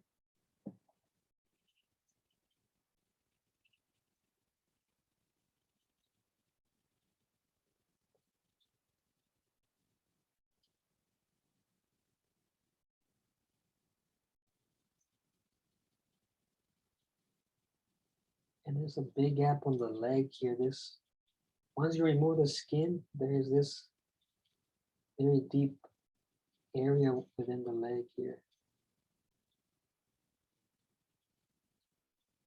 That ultimately, of course, affects the surface.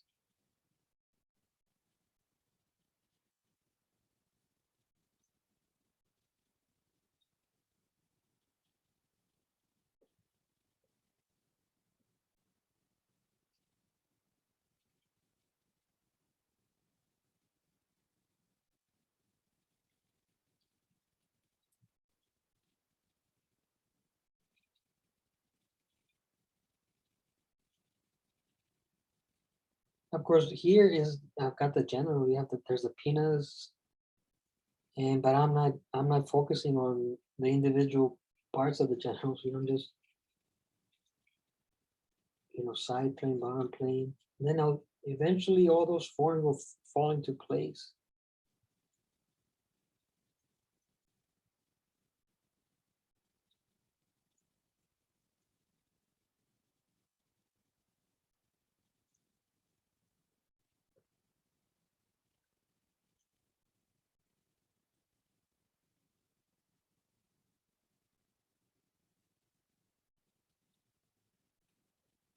And see all of this here is in shadow, I guess, created by the external oblique as well here.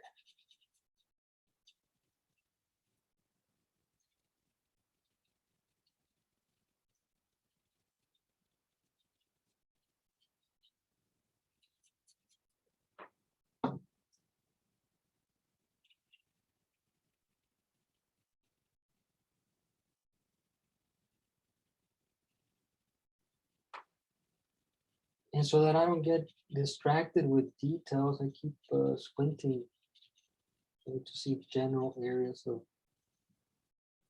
value.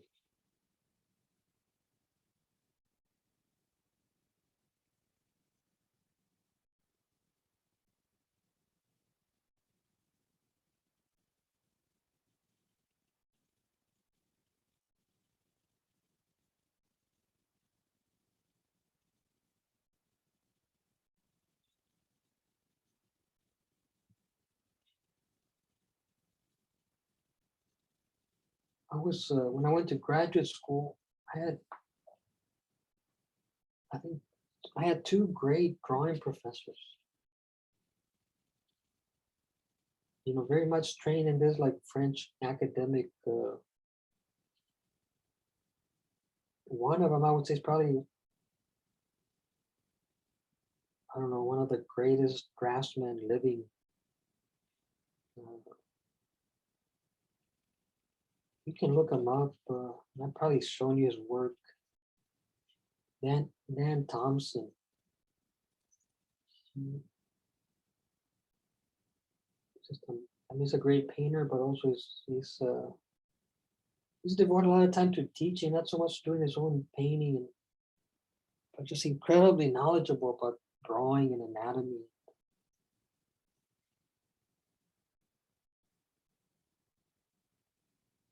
So see there, the way that I went about this, you know, the flatness, certain flatness to the leg there. Uh, and see this, now I can make this darker. That is, that remember, that is what we have here. This is the anterior superior iliac spine. And see, there's the tensor, and then this part here is the gluteus medius. So this is a difference in value there. I don't know if the camera can pick it up.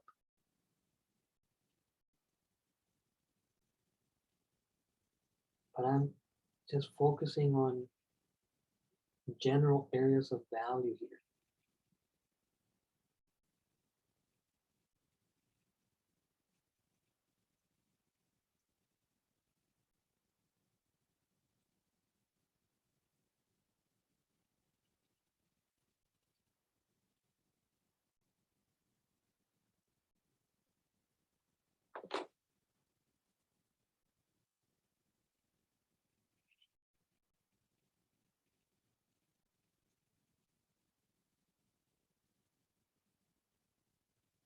And the other professor that I had was John De Martin. You might have seen his name on some of the handouts that I've given you.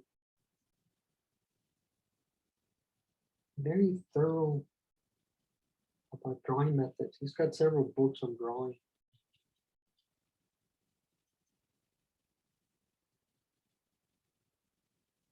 The front plane of the leg, and the side plane, and then breaking down that side plane into the gluteus medius there.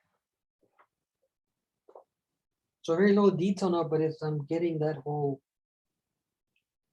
you know, value structure to the drawing. And I don't want to forget about the platform here, this base.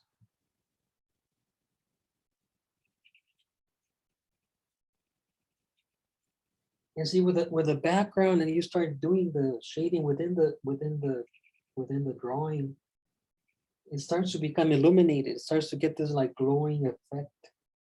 That's what you want to do.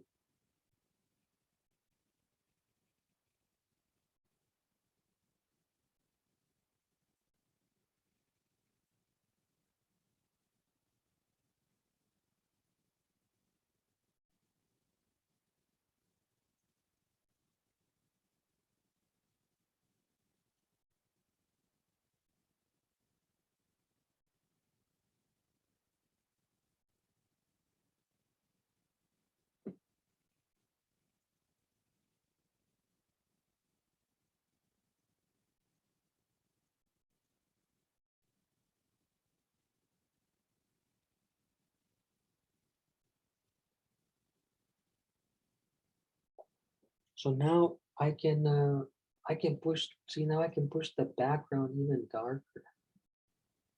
Going here.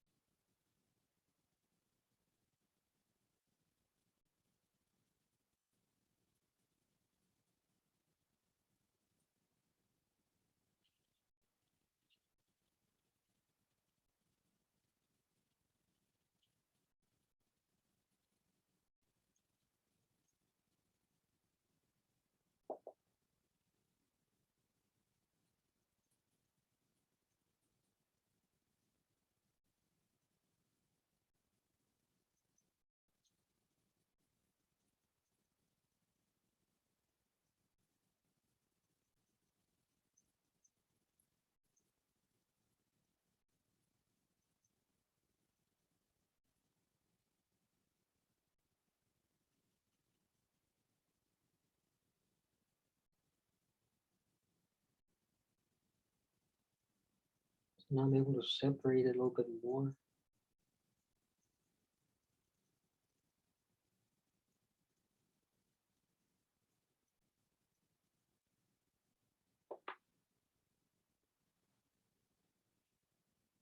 Again, I'm not worrying about the anatomical forms there, just overall value.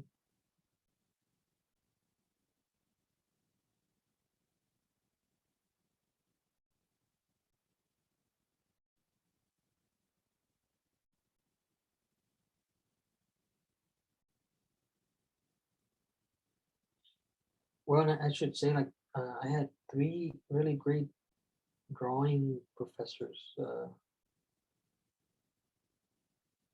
and this other guy was, I think, in a league of his own. Should also, I'll show you some work by Stephen Assell.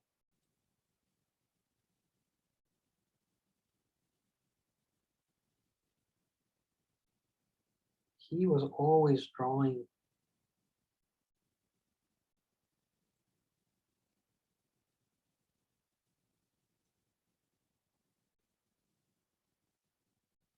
I mean, always.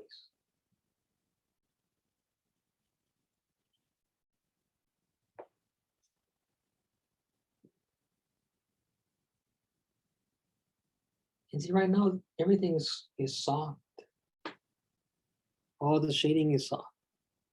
And as the drawing starts to develop, I can determine what I want to emphasize. And when I get to those areas, I'll sharpen some edges.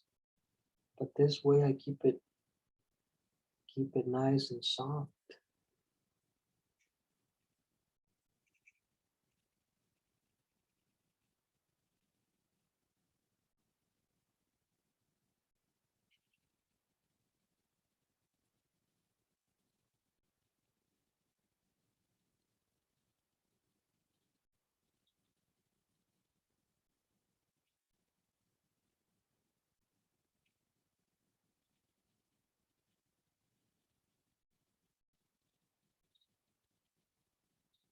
See, this will be the darkest area in the drawing. So I can really push the shading here. And whatever mistakes I make, I can I can fix them or hide them because of the intense shading that's going to happen here.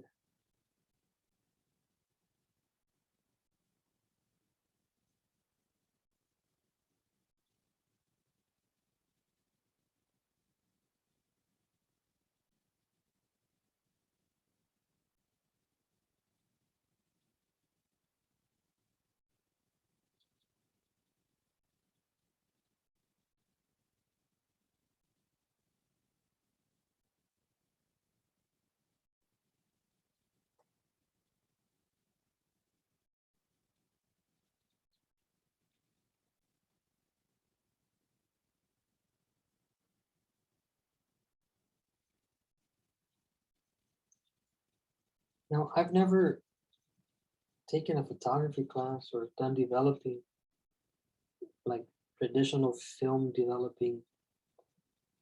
But I had some students when I do this demo, they're like, sure, looks like you're developing a picture like as it gets darker. So it's like, I guess that's kind of like it also.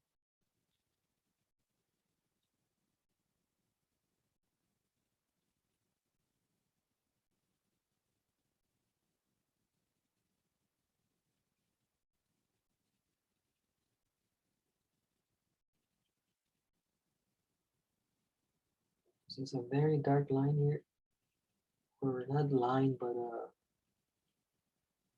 area of value here on the external oblique.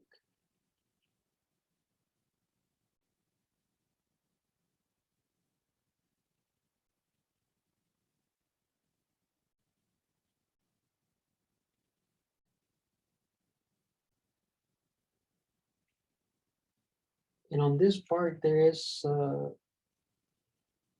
little bit of that turning and some reflected light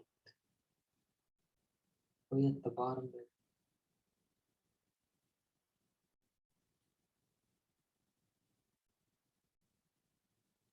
I think on the photo, it's a lot more clear.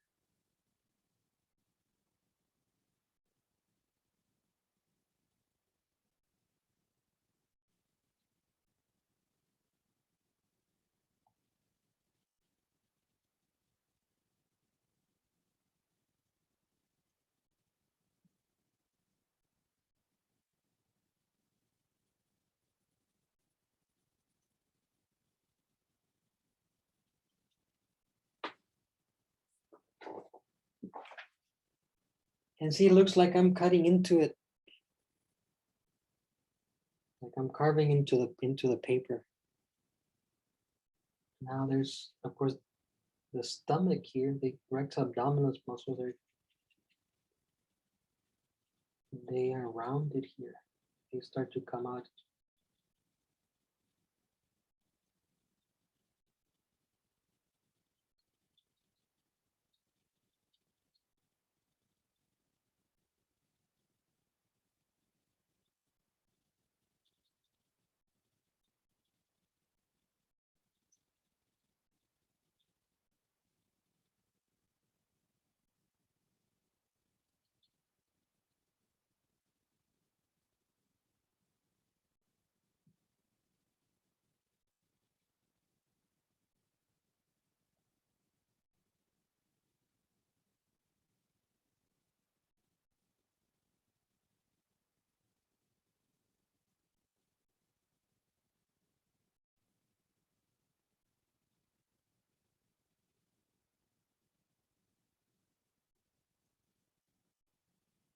I'm always trying to find the direction of the strokes that will best give me a three-dimensional feel to this.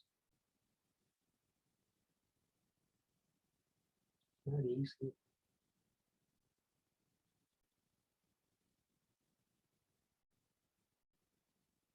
I try and be methodical about what I do, but sometimes I'm just trying to survive with the shading. If I try this, what if I try this? What if I do it this direction?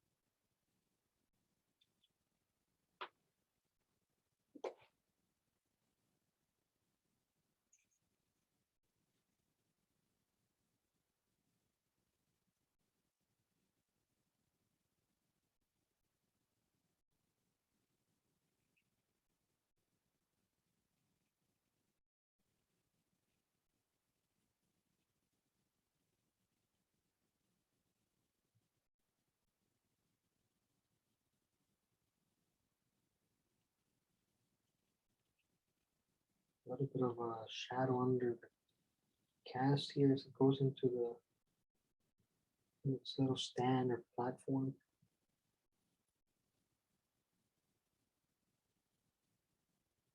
See the shading, very angular. I've not gone in there and used any curving lines.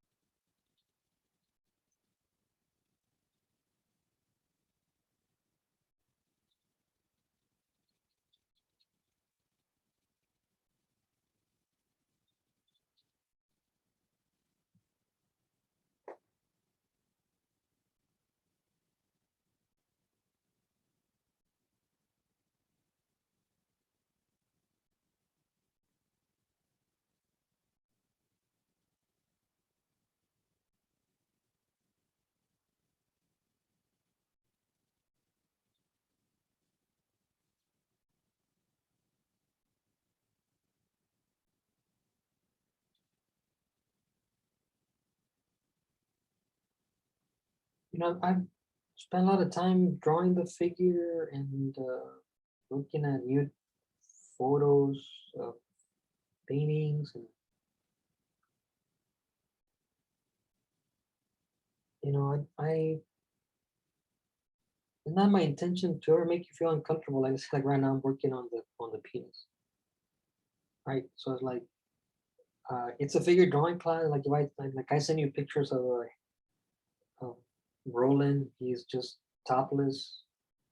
Uh, Whatever I do here is to show you how to draw. I have no evil intentions, or if you have a problem, just let me know. Don't email the dean or the department chair that I'm sending you dirty pictures, because it's happened in the past. Just like, and I just tell the dean like, look, I'm teaching figure drawing. Uh, so yeah, I'm just if you have a problem, just let me know. I have no intent, and I'm very comfortable with looking at naked people. Like I can draw the naked model for hours and for days, male or female, and I'm just drawing and painting. But some people are, they've got different, backgrounds, and so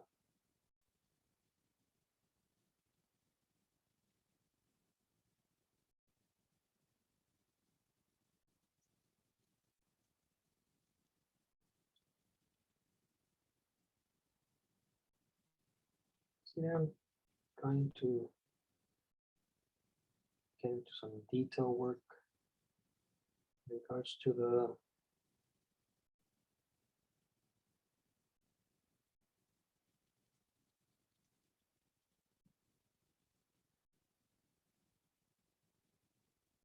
individual muscles.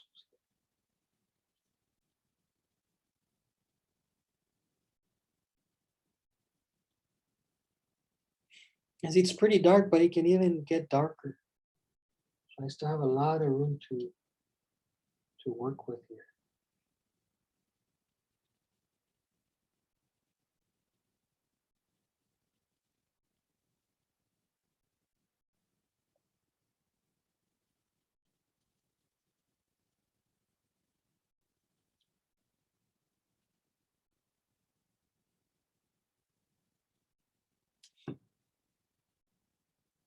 So yeah, in a little bit, I want to see your drawings, and I'll give you a grade.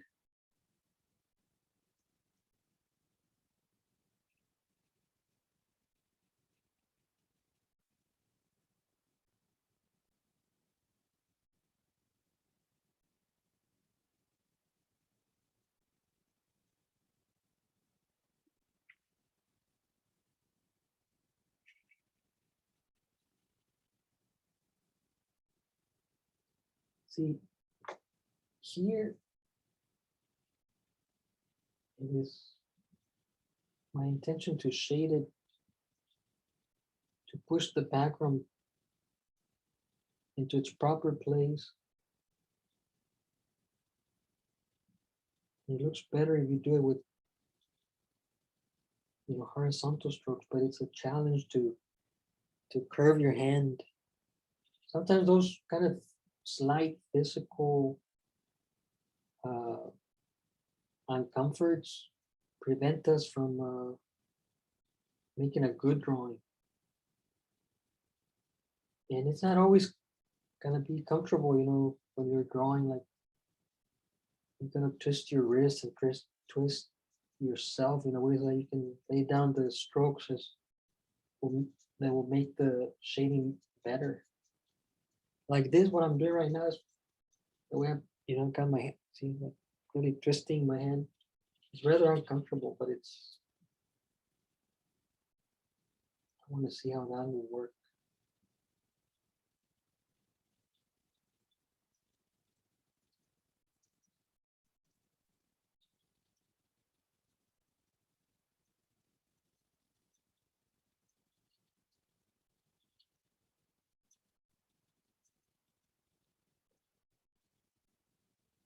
Because I want to emphasize on the cast, it's three-dimensional qualities. Shading so it looks three-dimensional, and the background overall I want it to just kind of be flat. And a way to make it flat is by either you can do vertical strokes or horizontal strokes. So the direction of the pencil stroke will help in describing space and form.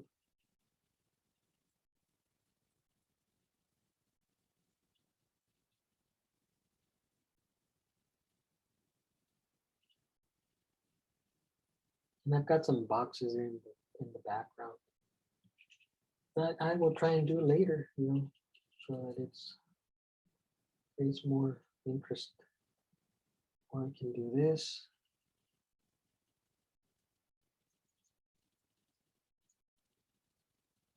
And at this point that I've got the drawing going here with the shading, it becomes very hard to stop working on.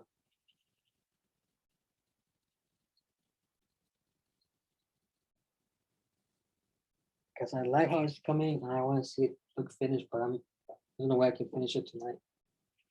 For tomorrow. It'll take a few days.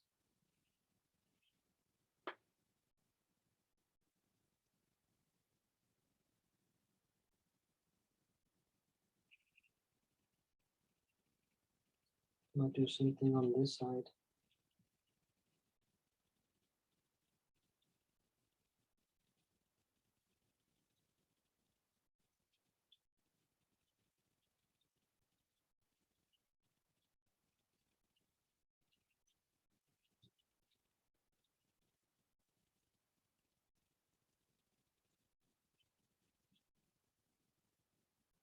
You see that? I don't know if you can see it, but that then makes this come out more.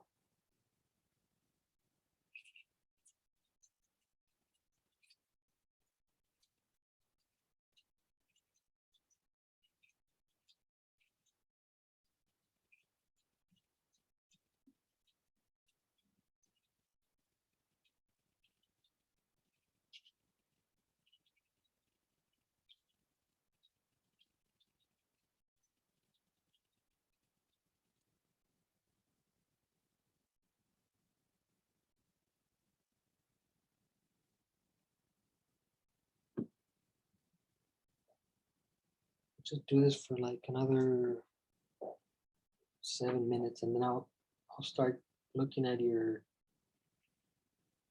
drawings.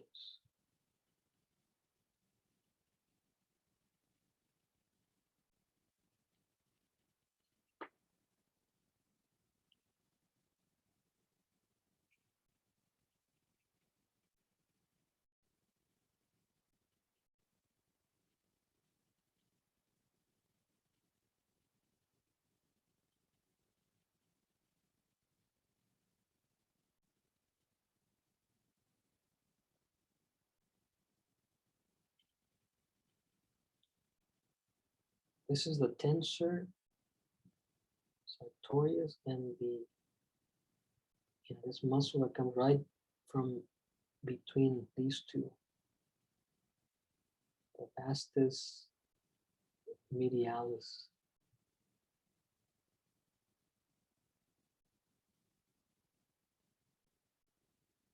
So I shade here to push that form out.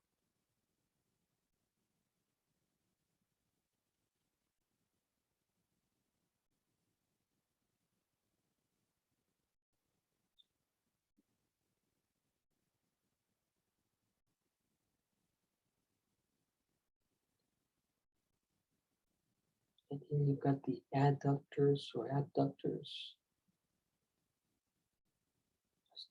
Like 3 of them in there.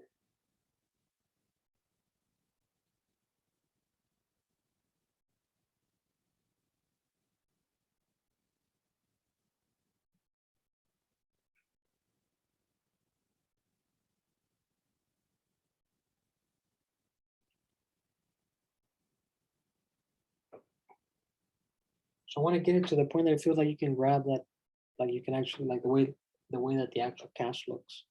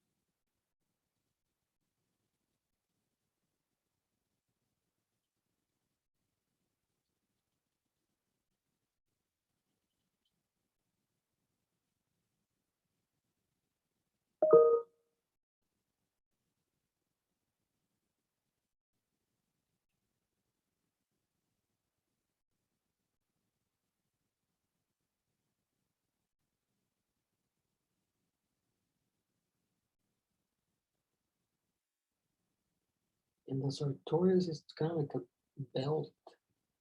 So there's a certain flatness to it. That's what I'm again doing these strokes that emphasize.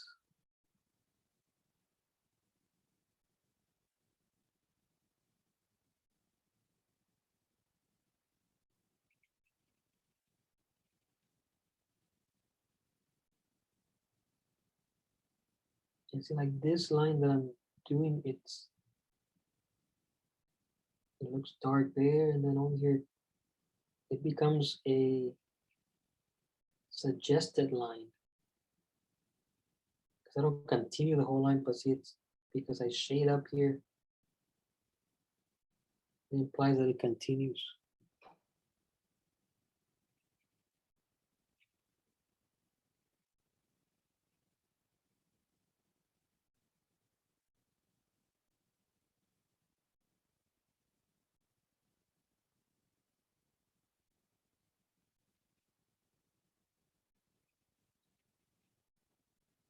And see, I took my time setting up the drawing, measuring, erasing, a lot of erasing.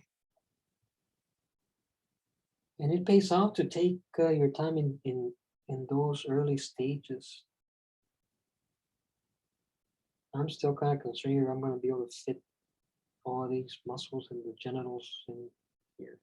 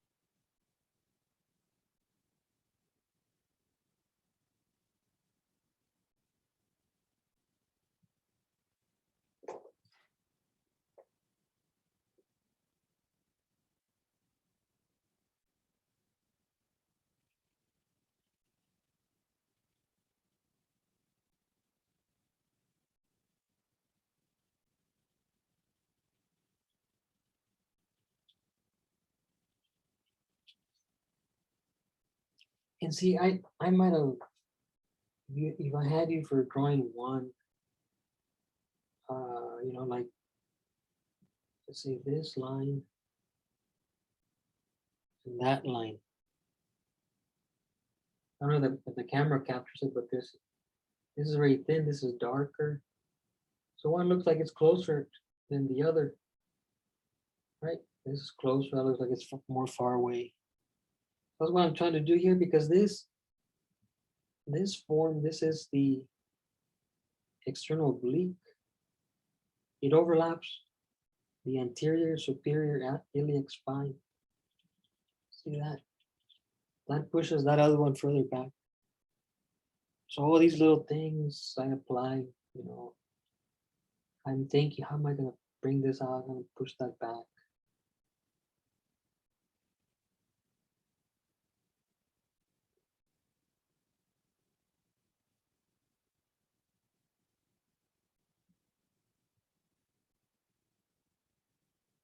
Just a little bit more shading and I'll stop.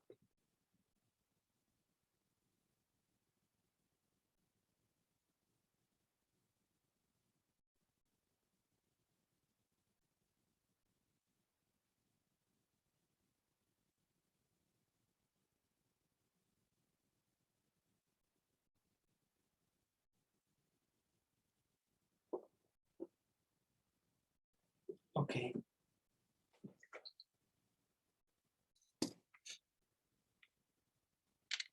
So that is the demo for today. I'm going to probably come in here the weekend and finish recording this. And I'll post it. And you guys watch it. I hope you watch it. Okay. That way you can't say I did not give you enough instruction. I'm gonna stop the recording here.